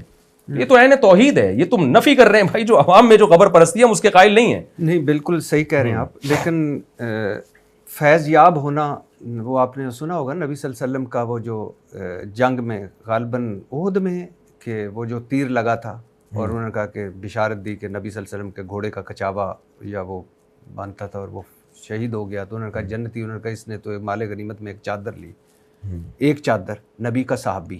اور دوسرا وہ بھی آپ نے سنا ہوگا عبداللہ بن ابئی جو منافق اعظم تھا, کہ اس کو رسول صلی اللہ علیہ وسلم اللہ یعنی اپنا کرتا بھی پیش کیا تو وہ بھی نہیں بخشا جائے گا. اللہ تعالیٰ کا اوپر سے آیت اتری. تو فیض نبی کے ہوتے ہوئے نبی کا صحابی ایک چادر مال غنیمت سے. تو خیر آپ کا یہ ہے. لیکن اچھا ایک میں اس میں بڑا حیران ہو رہا تھا کہ آپ ایک سوال کا جواب دے رہے تھے اور آپ نے اس کو جسٹیفائی بھی کیا, اور میں آپ کے اس جسٹیفیکیشن پہ آپ پہ اعتراض مجھے ہے کہ رشید احمد گنگوئی صاحب اور قاسم نانوتوی کو انہوں نے اپنے ساتھ لٹایا, پھر ان کی طرف کروٹ لی, ان کے سینے پر ہاتھ رکھا. قاسم صاحب بولے او میاں لوگ کیا کہیں گے, تذکرۃ الرشید. اچھا یہ اگلا میں. اچھا تو آپ نے کہا کہ یہ لوگ فوش مذاق بھی کر لیتے ہیں.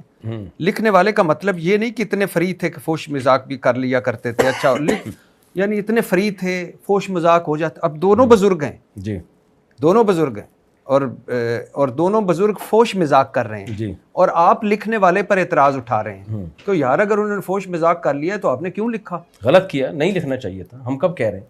دیکھیں ان کا فحش مزاج ان کی نجی محفل کا تھا یہ مزاج. انجینئر نے اس بیس پہ جو ان کو اغلام بازی کا مرتکب کہا یا ہومو سیکشولیٹی کیا کرتے تھے وہ, یہ بہت بڑا الزام ہے. مذاق کو مذاق ہی رکھنا چاہیے. مذاق پہ یہ الزام بنتا ہے کہ یہ مذاق کرنے کا نہیں ہے, ہاں, یا یہ مذاق لکھنے کا نہیں ہے, میرا بھی یہی ہے, یا لکھ کے شائع کرنے کا نہیں ہے. نہیں کرنے کا نہیں ہے. ٹھیک ہے نا, غلط کیا انہوں نے, کون کہہ رہا ہے, لیکن اس کی ایک دیکھیں مثال پتہ ہے کیا ہے. رشید احمد گنگوہی تھے یا دوسرے بزرگ تھے, ان کی آپ سیرت اٹھا کے دیکھیں, ان کی کتابیں دیکھیں, ترمذی کی جو انہوں نے عربی میں شرح لکھی ہے الکوکب الدری کے نام سے, وہ آپ پڑھ کے دیکھیں. بے شمار اسلام کی خدمات ہیں. ایک شخص کسی شہر میں جاتا ہے, مولانا ابو الحسن علی ندوی نے بڑا دلچسپ واقعہ لکھا ہے. ایک شخص کسی شہر میں جاتا ہے, دیکھتا ہے وہاں خوبصورت باغات ہیں, خوبصورت چشمے ہیں, بڑے بنگلے ہیں, اور ہسپتال ہیں, اور اسکول ہیں, اور پولیس کا ایک خوبصورت نظام ہے, 20 چیزیں. 2 جگہ اسے نظر آیا گٹر کے ڈھکن نہیں ہے, گٹر ابل رہے ہیں. وہ آ کے جو اسٹیٹمنٹ دیتا ہے وہ کہتا ہے ایسا گندا شہر ہے, گٹر کے ڈھکن ابل رہے ہیں, گٹر کے ڈھکن ابل رہے ہیں, گٹر کے ڈھکن ابل رہے ہیں. صبح و شام وہ یہی کرتا رہتا ہے. تو یار یہ تجھے 2 گٹر کے ڈھکن کے علاوہ کچھ نظر نہیں آیا اس میں؟ اسی چیز کو کیوں بار بار ہائی لائٹ کر رہے ہو؟ ہم نے کب کہا کہ بزرگ سے کوئی غلطی نہیں ہو سکتی؟ بزرگ دودھ کے دھلے ہوئے ہوتے ہیں, بزرگ فرشتے ہوتے ہیں. ہم نے خود اپنے شیخ مرشد مفتی رشید احمد صاحب کے بعض مسائل کو غلط قرار دے کے اس کے خلاف فتویٰ دیا ہے, اور بعض اعمال کو بھی ہم نے غلط قرار دیا کہ ان کا یہ ایٹیٹیوڈ جو تھا ہماری خیال میں یہ شریعت کے مطابق ٹھیک نہیں تھا. لیکن اس بیس پہ آپ کہنا کہ وہ معاذ اللہ کوئی اغلام بازی باز تھے اور یہ اس طرح کے غلیظ لوگ تھے وہ, اور ساری خدمات ان کی آپ ایک طرف رکھو, جو انگریز کے خلاف انہوں نے, جو ان کے اکابر نے جہاد کیا, انہوں نے جو انگریز کے خلاف, جو انگریز مدارس کو ختم کر کے اسلام ختم کرنا چاہتا تھا اس کو بچایا. پوری دنیا میں دینی مدارس کا ان کے شاگردوں نے جال بچھایا. ان کی اگر میں سیرت پہ کہنا چاہوں 2-4 گھنٹے بھی کم ہے, تو اس میں آپ کو صرف ایک یہی واقعہ نظر آ رہا ہے, اور ہم اس واقعے کو ڈیفینڈ نہیں کر رہے. ہم کہہ رہے ہیں نہیں کرنا چاہیے تھا ایسا مذاق, اور اگر کر لیا تھا تو نجی محفل کی ایک بے تکلفی تھی, تو اس کو لکھنا نہیں چاہیے تھا. لکھ دیا تو شائع نہیں کرنا چاہیے تھا, تو ختم ہو گئی بات. میرا خیال آپ نے ویسے اس اپنے ویڈیو کلپ میں یہ نہیں کہا کہ ان کو ایسا مذاق نہیں کرنا. آپ نے لکھنے والے پہ جو مجھے اعتراض تھا, جی میں اس کے حق میں, مجھے دونوں میرے لیے قابل احترام بزرگ ہیں, لیکن آپ کو وہاں یہ کہنا چاہیے تھا کہ یہ فوش مذاق بھائی نہ کرو. لے مین بیٹھے ہوتے ہیں نا آپ کے ساتھ, تو وہ آئندہ میں انشاءاللہ یہ بھی کہہ دیا کروں گا. آپ تو کہہ دیا نا آپ کے چینل پہ. ٹھیک ہے, تذکرۃ الرشید ہے, آپ نے پڑھی ہوگی تذکرۃ الرشید. اس میں یہی رشید احمد گنگوئی صاحب کہتے ہیں کہ میں نے خواب دیکھا قاسم میاں دلہن بن کر آ گئے اور ایک دوسرے کو نفع بھیجا. یہ نفع والا چھوڑ دیے, قاسم میاں دلہن بن کے آ گئے, اور یہ بھی لکھا ہوا ہے اس میں. اچھا اب آ جائیے سر. خیر, ہے کہ ہم رسول اللہ صلی اللہ علیہ وسلم کی قبر میں ان کی زندگی کو دنیا کی سی مانتے ہیں. جی جی جی. نبی کا جسم ویسے ہی سلامت ہے جیسے دنیا میں سلامت تھا, طے ہے, کوئی شک ہی نہیں. مگر دنیا کی سی مراد کیا ہے؟ بہترین سوال کیا آپ نے. جی, یہ وہی مراد ہے جو انجینئر نے ایک کلپ میں کہا ہے کہ نبی کی زندگی جسمانی ہے. انجینئر صاحب, جو جسمانی سے آپ کی مراد ہے وہ ہماری دنیاوی کیسی سے ہے. پہلی بات یہ, یعنی انجینئر اس کا جواب دیں کہ انہوں نے جب کہا نا ایک کلپ میں, انجینئر نے کہا نبی صلی اللہ علیہ وسلم کی قبر میں حیات جسمانی ہے. وہ جب میں جہلم گیا تھا تو بورے میں یہ وہ بھی تھا جو لیپ ٹاپ ہے نا, اس میں وہ بھی تھا. اچھا, بورا کتاب میں تو نکال لی ہوں گے, بورا ضرور دکھائیے گا. بورا پتہ نہیں کہاں گیا. جب ہم کسی کو کہتے ہیں زید شیر جیسا ہے, تو کیا مطلب وہ شیر ہے؟ شیر تشبیہ کا مطلب ہی یہی ہوتا ہے کہ یہ وہ نہیں ہے. اگر وہ ہوتا نا تو یہ ایسے ہی جیسے ہم شیر کو کہیں کہ شیر جیسا ہے. بھائی شیر جیسا نہیں ہے, شیر ہے.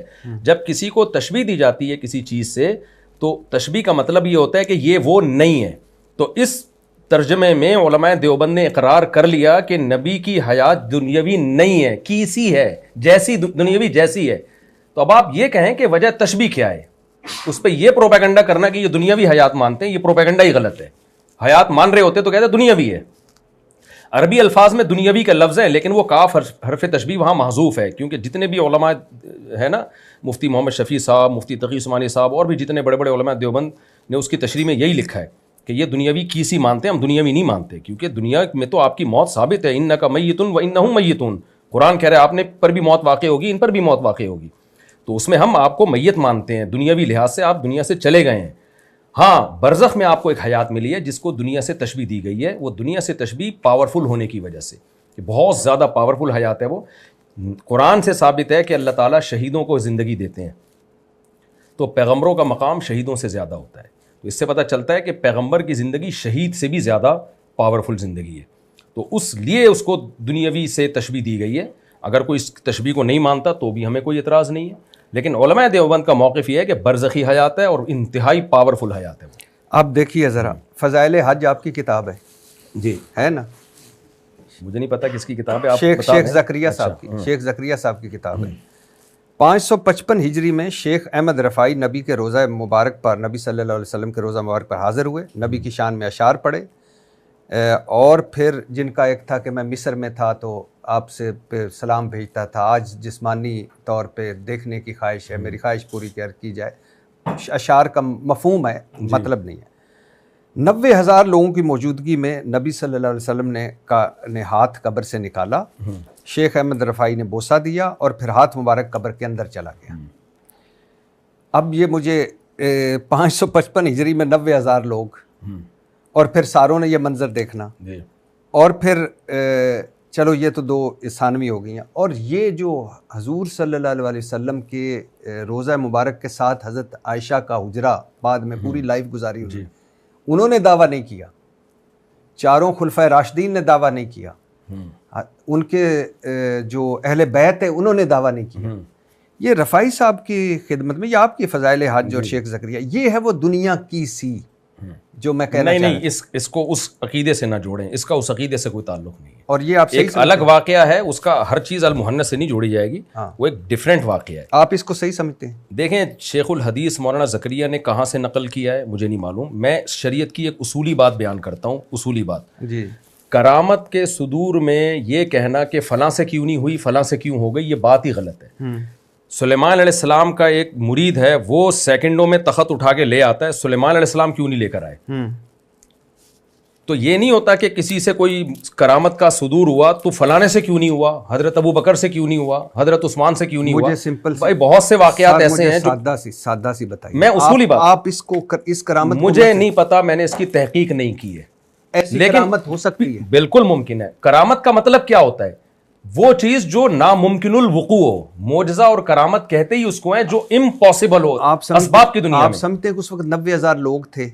کیا یعنی فیملی پلاننگ والے تھے اس وقت جو بچے پیدا نہیں ہو رہے تھے؟ کیا تھا یعنی 90,000 لوگ؟ 555 ہجری میں 90,000 لوگ نہیں تو 555 ہجری میں کتنے لوگ تھے آپ بتائیں پھر. یعنی کیا اس وقت عورتوں نے بچے پیدا کرنا ختم کر دیے تھے؟ اور 90,000 لوگوں کے سامنے دیکھا ہوگا جب اگر ایسا واقعہ ہوا ہے. اور جو عالم صاحب تھے ان کو کیسے، وہ کوئی محکمہ شماریات کے تھے کہ ان کو پتا تھا 1 2 3 4 5؟ یعنی اس کا مطلب تو یہ ہوا کہ جتنے بھی تاریخی واقعات بیان کیے جاتے ہیں جس میں یہ بتایا جاتا ہے 10 لاکھ کا لشکر تھا، تو کیا وہ گن رہے تھے بیٹھ کے؟ تو سارے تاریخ ایک اندازہ ہوتا ہے، اس زمانے میں کیلکولیشن اندازے سے کی جاتی تھی. تو یہ تو جب نبی صلی اللہ علیہ وسلم نے 10,000 کا لشکر لے کے مکہ پہ حملہ کیا تو وہ یہاں کی حاضری ہوئی تھی کہ آپ سمجھتے ہیں کہ یہ کرامت ہو سکتی ہے؟ دیکھیں کرامت کوئی بھی دنیا میں ہو سکتی ہے. آپ یہ کرامت سمجھتے ہو سکتی ہے؟ بالکل ہو سکتی ہے. تو پھر تو آپ ہوئی ہے کہ نہیں ہوئی ہے یہ مجھے نہیں پتا سر. پھر تو آپ مانتے ہیں نا کہ دنیا کی سی ہے لائف؟ نہیں دیکھیں اس کرامت کو اس سے نہ جوڑیں سر. میں تو آپ اس کرامت کو اس سے نہ جوڑیں. آپ سامنے بیٹھے ہیں، آپ نے ایک الگ واقعہ ہے، ایک کرامت کا ایک الگ واقعہ ہے. المحنت کی ایک المحنت نے ایک الگ بات لکھی ہے، اور یہ تو ساری دنیا کے سارے علماء مانتے ہیں کہ نبی صلی اللہ علیہ وسلم کی حیات برزخی ہے، بہت پاورفل حیات ہے، اس میں تو کسی کا اختلاف نہیں ہے. اور بہت سے علماء نے اس کو دنیاوی حیات سے تشبیہ دی ہے. میرے پاس ریفرنسز اگر آپ مجھے بتاتے ہیں وہ سارے ریفرنسز پیش کرتا. یعنی نبی صلی اللہ علیہ وسلم پہ ہماری جانیں قربان، ان کا ہاتھ نکلا، انہوں نے ہاتھ نکلنا یہ معجزہ یا کرامت ہے، امتی کی کرامت ہے، پیغمبر کا معجزہ ہے. اگر ہوا ہے، مجھے نہیں پتا یہ ہوا ہے. دیکھیں کرامت پر یقین کرنا ضروری نہیں ہے. اگر میں نے آپ سے کہہ دیا میں نے شہیدوں کے خون کی خوشبو سونگی، آپ کہہ دو نہیں مفتی صاحب غلط کہہ رہے ہو، تو اس سے کوئی آپ کے ایمان میں فرق نہیں پڑے گا. تو اگر کوئی سمجھتا ہے کہ نہیں ہوا تو نہیں، وہ نہ مانے وہ. لیکن اس پہ یہ کہنا کہ یہ ایسا پاسبل ہی نہیں ہے، کرامت میں سب کچھ پاسبل ہے، کیونکہ کرامت کا صدور اللہ کی طرف سے ہوتا ہے اور اللہ اسباب کا محتاج نہیں ہے. وہ کچھ کرنے میں کسی سائنٹیفک لاجک کا محتاج نہیں ہے. قرآن میں ہے کہ چلو ہم اس واقعے کو سائڈ پہ رکھتے ہیں. قرآن میں ہے کہ جو لوگ فوت ہو جائیں پھر ان کا ہاتھ نکل سکتا ہے یا وہ اس طرح کی کوئی کرامت پیش کر سکتے ہیں, یا قرآن میں یہ ہے کہ کرامتوں کا صدور ہو سکتا ہے, اور ان اللہ علی فوت ہونے میں زندہ کر سکتا ہے اللہ تعالیٰ, قرآن میں یہ, ٹھیک ہے نا. وہ تو گدھے کو, مرے ہوئے گدھے کو اللہ نے زندہ کیا, سورہ بقرہ میں ہے.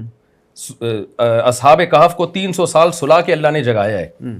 تو قرآن میں تو ہے ان اللہ علی کل شیء قدیر, یہ اصول ضابطہ بیان کیا. اب دنیا میں جو بھی محیر العقول واقعات ہوں گے, اگر اس کا بیان کرنے والا مستند ہے 100%, تو اس کرامت کی نسبت اللہ, اور وہ نسبت بھی اللہ کی طرف کر رہا ہے, تو اس کو اگر کوئی مانتا ہے تو کوئی حرج نہیں ہے, اور اگر کوئی نہیں مانتا تو بھی کوئی حرج نہیں ہے. لیکن یہ کہنا ہے کہ یہ پاسبل ہی نہیں ہے, تو یہ تو اللہ پہ الزام ہے. پھر یہ تو پھر اللہ پہ الزام ہے کہ اللہ نہیں کر سکتا. کرامت کا مطلب یہ ہے کہ بیان کرنے والا مستند آدمی ہو. ایک چرسی کہتا ہے کہ مجھے فرشتے لے کر گئے اور بیت اللہ کا طواف کروا کے لائے ہیں. ہم کہہ رہے ہیں یہ نہیں ہو سکتا. وہ کہہ رہے ہیں کیوں نہیں ہو سکتا؟ جب سلیمان علیہ السلام کے دربار میں سیکنڈ کے اندر تخت آ سکتا ہے, اور فلاں فلاں. ایک کرامت تو مجھے خود ایک بزرگ نے بتائی, ہندوستان میں جو ہندوؤں بلوائی نے آ کے جب مسلمانوں کو مارا پیٹا, تو وہ یہ میں نے واقعہ بیان میں بھی بتایا, اور بہت سارے انڈیا کے لوگوں نے اس کی تصدیق کی. وہ بزرگ کہتے ہیں ہم نے فرشتے آسمانوں سے اترتے ہوئے خود اپنی آنکھوں سے دیکھے ہیں, جو ہماری مدد کے لیے اترے تھے گھوڑے پہ. تو اور یہ جب میں نے یہ بیان بتایا نا, اور جن بزرگ سے براہ راست میں نے سنا, جنہوں نے براہ راست وہ فرشتے دیکھے تھے, شاید وہ زندہ بھی نہیں ہوں گے, 15-20 سال پرانا واقعہ ہے, تو اتنے لوگوں نے جو اس علاقے سے متعلق تھے نا, انہوں نے اس کی تصدیق کی کہ ہمارے بھی بزرگ جو بڑے حضرات ہیں وہ بتاتے ہیں کہ ہم نے یہ فرشتے اپنی آنکھوں سے دیکھے تھے اس علاقے میں. اب ایک چرسی کہہ رہا ہے کہ مجھے فرشتے اٹھا کے لے کر گئے, بیت اللہ کا طواف کرا کے لایا. میں اس سے پوچھتا ہوں کہ یار تو کیا فضول بکواس کر رہا ہے؟ کہہ رہے کیوں؟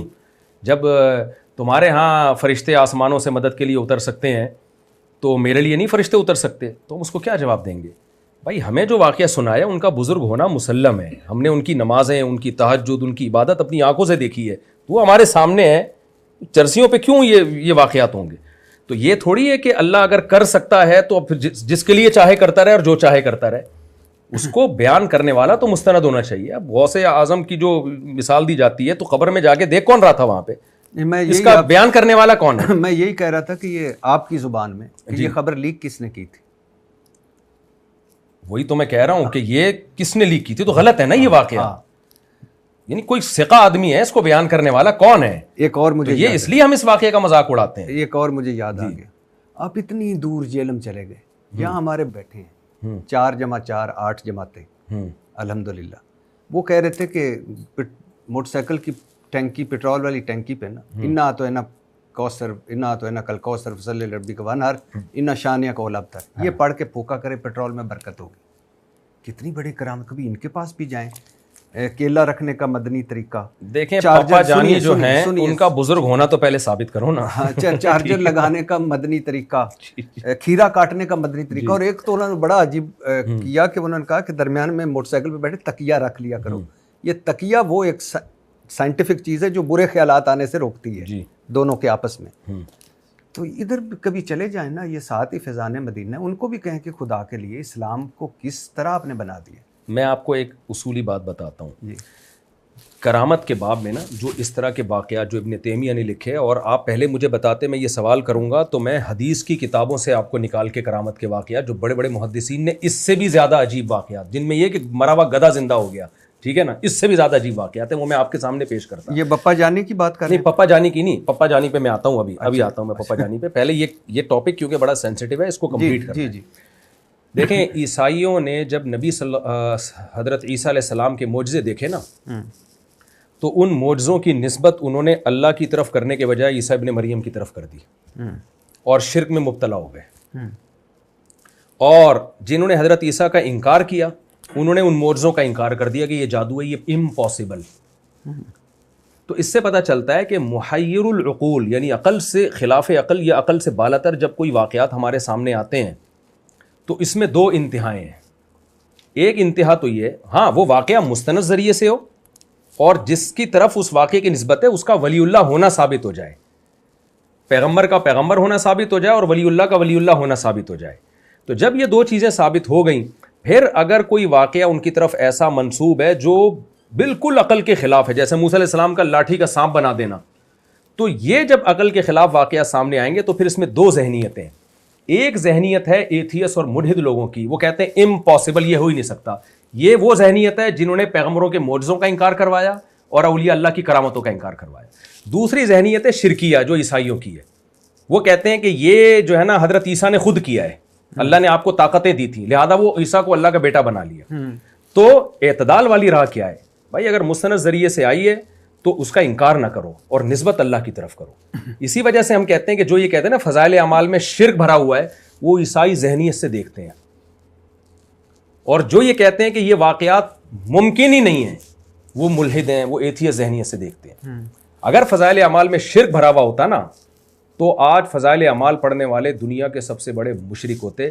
میں نے تبلیغیوں سے زیادہ کوئی توحید پرست دیکھا نہیں. ان کو قبروں سے لوگوں کو اٹھا کے صرف اللہ سے ہوتا ہے, اللہ کے سوا سے نہیں ہوتا, یہ نعرہ لگاتے ہوئے تو سنا ہے انہوں نے. حالانکہ وہ صبح و شام فضائل اعمال کی کرامتیں پڑھتے ہیں, لیکن توحیدی ذہن سے. آپ کہہ رہے ہیں میں ان کے پاس کیوں نہیں گیا؟ ہاں, انہوں نے بلایا نہیں. لکھا کہ یہ کہنا کہ نبی ہر جگہ حاضر ناظر ہیں, یہ ٹھیک نہیں ہے.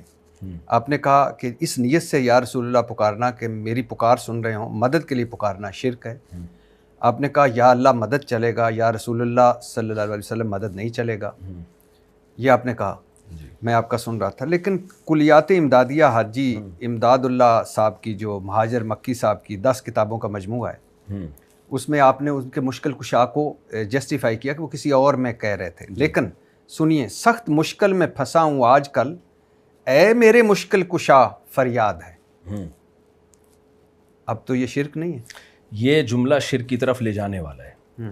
لیکن چونکہ ہم حاجی امداد اللہ مہاجر مکی کو جانتے ہیں کہ وہ نبی صلی اللہ علیہ وسلم یا کسی اور سے اسباب سے ہٹ کے مدد مانگنے کے قائل نہیں تھے, تو اس لیے ہم ان کو کفر سے بچانے کے لیے بتاتے ہیں کہ یہاں مشکل کشا اس معنی میں نہیں ہے کہ اللہ نے اپنے حبیب یا کسی ولی کو اختیارات دے رکھے تھے. ہاں یہ ضرور ہے کہ اس جملے سے شرک کی بہرحال بو آتی ہے, لہذا ہم اس کو کبھی بھی ڈیفینڈ نہیں کرتے.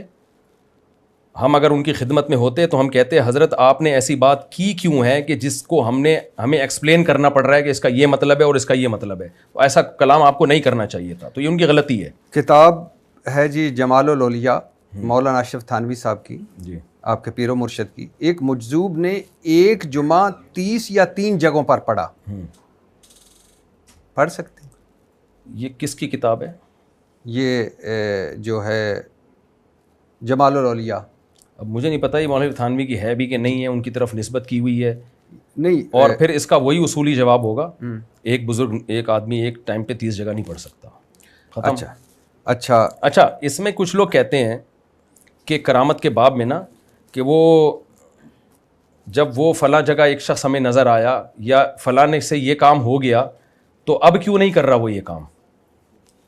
تو خوب سمجھ لیں, کرامت یا معجزہ وقتی ہوتا ہے, اس میں پیغمبر یا ولی کے پاس اختیارات نہیں آ جاتے کہ وہ جب چاہے جو چاہے کر لے.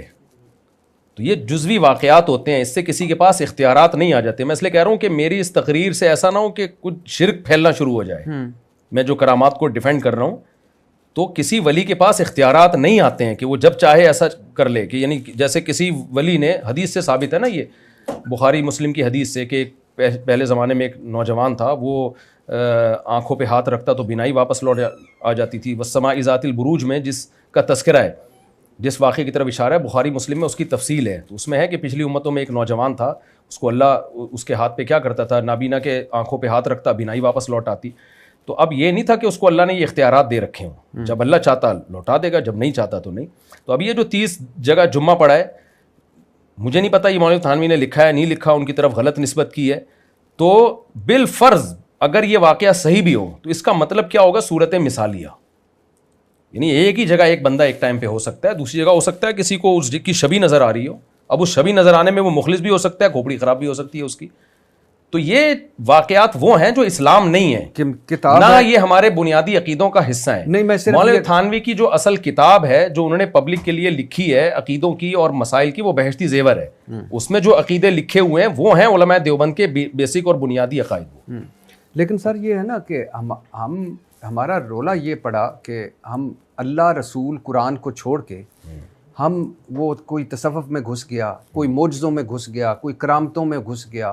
کوئی پیٹرول کی ٹینکیوں پہ انا تو انا پڑھنے لگ گیا, کوئی زمزم اس پہ لکھنے لگ گیا, شعبدہ بازی کرنے لگ گیا. جن لوگوں نے اللہ رسول کی بات کو چھوڑ کے ان کاموں میں لگ گئے ان پہ تو اعتراض بنتا ہے. ہم اللہ رسول کو چھوڑ کے ان کاموں میں نہیں لگے, نہ ہمارے بزرگ لگے تھے. اچھا, انہوں نے جتنی مولانا رشید تھانوی نے پوری تفسیر لکھی ہے بیان القرآن کی, اور اتنا کام علمی 2000 ان کی تصانیف ہیں. تو وہ یہ نہیں کہ کتاب ہے امداد المشتاق مولانا اشرف تھانوی صاحب کی, وہ دور بیٹھے غوث الاعظم نے جہاز یعنی کشتی ڈوبنے سے بچا لی. ہاتھ وہ جو ایک تصویر بڑی فیمس ہے, بچپن سے ہم دیکھتے آ رہے ہیں. جی, غوث اعظم نے دور بیٹھے بچا لی. قرآن مجید کیا کہتا ہے؟ پہلی بات تو میں یہ بھی بتا دوں, یہ واقعہ مجھے نہیں پتا مولوی تھانوی نے لکھا بھی ہے کہ نہیں لکھا. یہ ان کی طرف نسبت بہت سی باتیں آج مولوی تھانوی کے بالفرض اگر ہم مان لیتے ہیں یہ صحیح ہے تو یہ کوئی اسلام کے منافی نہیں ہے. اس کا تعلق بھی کرامت کے قبیل سے ہے. جبریل علیہ السلام آئے, حضرت مریم سے کہا لی اہب لکی غلامن زکیہ, میں آپ کو ایک بیٹا ہبہ کرنا چاہتا ہوں. جبریل علیہ السلام نے اس کی نسبت اپنی طرف کی, حالانکہ جبریل کے پاس یہ پاور نہیں ہے کسی کو اولاد دے. یہ نسبت مجازی ہے. کیا مطلب؟ اولاد اللہ نے دی تھی, ہاتھ جبریل کا استعمال ہوا, حالانکہ جبریل اپنی طرف نسبت کر رہے ہیں. قرآن کیوں جبریل کی طرف نسبت کر کے اس واقعے کو بتا رہا ہے؟ قرآن کہہ رہا ہے میرا خطاب توحید پرستوں سے ہے, ان کو پتہ ہے کہ جبریل نہیں کر سکتے, تو یہ نسبت مجازی ہے. تو مجازن یہ نسبت کی گئی ہے کہ انہوں نے کشتی کو بچا لیا. علماء دیوبند کا, ہمارا, سارے اکابر کا عقیدہ ہے کہ کوئی بزرگ دور سے بیٹھ کے کشتی نہیں بچا سکتے. بچائی اللہ نے ہے, ارادہ ان کا ہوا اور ہاتھ ان کا استعمال ہوا ہے. تو یہ ایسا ہی ہے کہ سلیمان علیہ السلام کے جو سامنے جو ہے نا, سیکنڈ کے اندر, آپ مجھے بتاؤ کشتی زیادہ وزنی ہوتی ہے یہ وہ تخت ملکہ سبا کے زیادہ وزنی ہوتا ہے. تو وہ ایک بزرگ سیکنڈ کے اندر اتنا بھاری بھرکم تخت اٹھا کے لا سکتے ہیں, اور نسبت بھی اپنی طرف کر رہے ہیں کہ میں لے آؤں گا, حالانکہ وہ نسبت بھی مجازی ہے. لائے گا اللہ, آپ کا ہاتھ استعمال ہوگا, آپ نہیں لا سکتے, کوئی بھی نہیں لا سکتا. تو یہاں بھی یہی ہے کہ جن بزرگ کی طرف یہ نسبت کی گئی ہے, اگر یہ واقعہ مستند ہے تو پھر اس کی یہ تعویل کرنی پڑے گی کہ یہ بزرگ کا ہاتھ استعمال ہوا ہے, بچایا اللہ نے. اچھا, آپ نے کہا کہ یا رسول اللہ نہیں چلے گا. قصائد قاسمی ہے نانو توی صاحب کا, دیوبند کے بڑے, مناجات ہے, صفحہ 8 ہے. مدد کر اے کرم احمدی کہ تیرے سوا نہیں ہے قاسم بے کس کا کوئی حامی کار, جو تو ہی ہم کو نہ پوچھے تو کون پوچھے گا, بنے گا کون ہمارا تیرے سوا غمخوار. دیکھیں یہ جو شاعری ہے نا, شاعری اس کے کلام مبالغے پر محمول ہوتے ہیں. اور پھر میں یہ بتاؤں کہ یہ شعر سے شرک کا شائبہ ہوتا ہے, اس لیے یہ شعر غلط ہے. وہ اگر ہمارے سامنے موجود ہوتے تو ہم جتنا بھی ہے. آگے سنیے, مولانا اشرف تھانوی صاحب کی کتاب ہے یہ نشر القلیب ذکر نبی الحسیب, صفحہ 194, دستگیری. اچھا, یہ ان کا فارسی میں ہے یا اس میں, تو انہوں نے اس کا ترجمہ بھی خود ہی کیا ہے.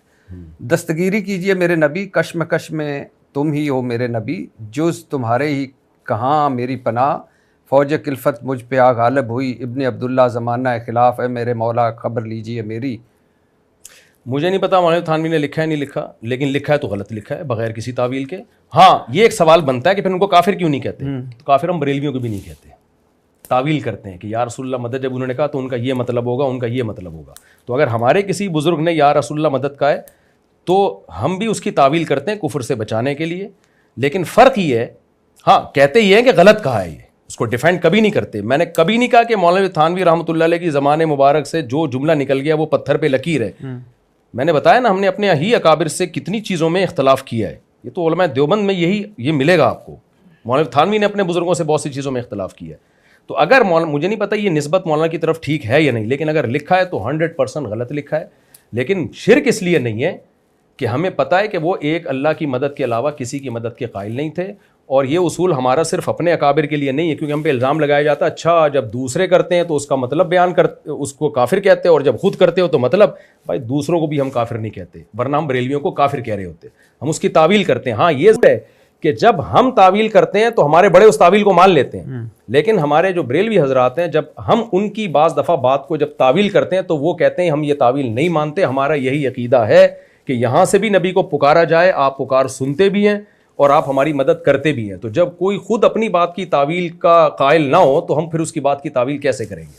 آپ کا ایک کلپ میں دیکھ رہا تھا, آپ نے کہا میں وزیر اعظم بن گیا یا اقتدار آ گیا تو سب سے پہلے سب مزار گرا دوں گا. جی, مزاروں پر جانا حرام ہے. آپ مزار پر بھی گئے امام بخاری کے, جی, دعا اپنے لیے بھی کی, ان کے لیے بھی کی.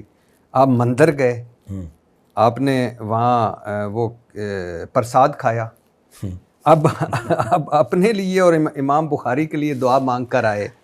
مزاروں پر جانا بند کر دو, مندر گئے اور آپ وہ بھی کہتے ہیں کہ وہ جو چڑھاوے اور یہ وہ وغیرہ, تو ادھر پرساد صاحب بھی آپ نے کھا لیا. مزاروں پہ جانا غلط کا مطلب قبر پہ جانا غلط نہیں ہے. مزاروں پہ جو بدعت کے لیے جاتے ہیں, اتنی تو کامن سینس ہونی چاہیے نا. ہم تو اپنے والد صاحب کی قبر پہ نہیں میں جاتا, کیا اپنی والدہ کی قبر پہ نہیں جاتا, کیا نبی کی قبر پہ نہیں ہم جاتے. جی جی. تو کسی کی بات کا مطلب ایسا توڑ موڑ کے پیش کر دینا. مزاروں پہ جو قوالیاں ہوتی ہیں, جی جی, یا طواف کے لیے یا سجدوں کے لیے جانا یا اس قبر والے سے مانگنے کے لیے جانا غلط ہے. جیسے مندر میں جانا غلط کا مطلب کیا, عبادت کے لیے جانا. کوئی گھومنے پھرنے کے لیے جا رہا ہے, پنڈت جی سے ملنے کے لیے جا رہا ہے, تو وہ اس کے ناجائز ہونے کی کیا دلیل ہے؟ حضرت عمر رضی اللہ تعالیٰ عنہ سے منقول ہے, یہ ان کا اثر ہے کہ ہم ان کی عبادت گاہوں میں جا سکتے ہیں, یہ جو ہے نا ہمارے لیے کوئی روک ٹوک نہیں ہے. نہیں, لیکن وہ پتہ ہے پرساد تو اس مندر کا چڑھاوا, پرساد مندر کا چڑھاوا ہے, وہ میں نے نہیں کھایا. پرساد ورساد نہیں تھا. میں جب گیا تو وہاں جو پنڈت جی بیٹھے ہوئے تھے, جو پنڈت تھے یہ جو بھی تھے, تو انہوں نے میرے اکرام میں کچھ کھانا پینا منگوایا. جو بھی شریف آدمی ہوتا ہے منگواتا ہے اکرام میں, وہ پرساد نہیں تھی, وہ میرے اکرام میں منگوایا. اور میں گیا کیوں تھا اس کی حکمت میں آپ کو بتا دیتا ہوں. حکمت یہ تھی کہ ان دنوں میں ہندوستان میں مسلمانوں پہ بہت زیادہ ظلم ہو رہا تھا, مساجد ڈھائی جا رہی تھیں, پروپیگنڈا کیا جا رہا تھا. میں گیا ہوں پٹھانوں کے علاقے میں جو اسلام میں ویسے ہی غیرت مند ہوتے ہیں بہت زیادہ. تو میں نے کہا سارے چاروں طرف پشتو پٹھان رہتے ہیں اور ان کے بیچ میں مندر ہے اور اتنا محفوظ ہے.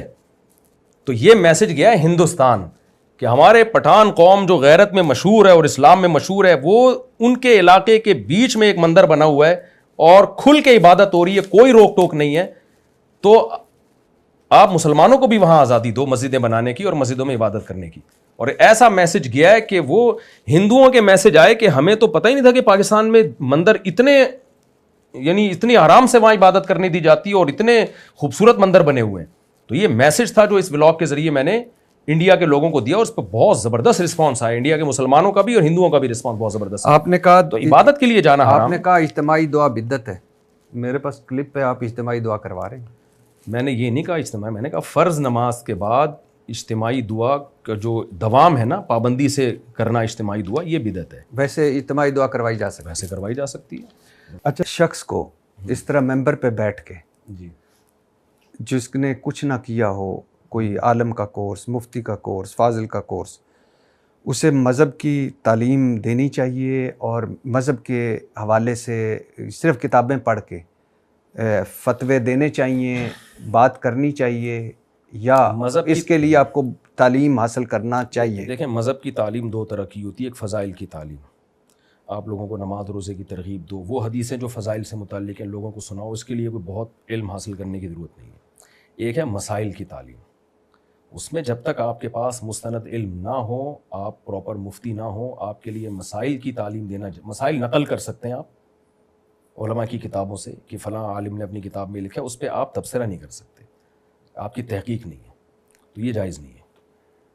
لیکن صرف پاکستان میں ہی ہوتا ہے, باقی پوری دنیا میں کسی کو اجازت نہیں ہے اس کی. لیکن پڑھنا تو چاہیے نا, جس چیز کے بارے میں کوئی آپ اس طرح کر سکتا ہے کہ آپ نے کچھ نہ پڑھا ہو اور آپ جا کے گاؤن پہنے سفید اور جا کے آپریشن شروع کر دیں ہاسپٹل میں کہ مجھے بہت نالج ہے اس بارے میں آپریشن کرنے سے. کوئی بھی دنیا میں شعبہ ایسا نہیں ہے جو پراپر وے میں پڑھے بغیر آپ کو اس میں گھسنے کی اجازت ہو. اس میں مذہبی کو لوگوں نے ایک تختہ مشق بنایا ہوا ہے دنیا میں. کہیں سعودی عرب میں آپ کر کے دیکھیں نا ذرا آپ, تو کہیں بھی نہیں ہے. یہ صرف پاکستان, دبئی میں بھی نہیں. میں مسقط جب گیا, میرا بیان تھا وہاں, تو انہوں نے مسقط کی گورنمنٹ کو یعنی ویزا نہیں دے رہے تھے. بھائی کیوں بیان, کون ہے یہ, اس کا اسکالر ہونا ثابت کرو.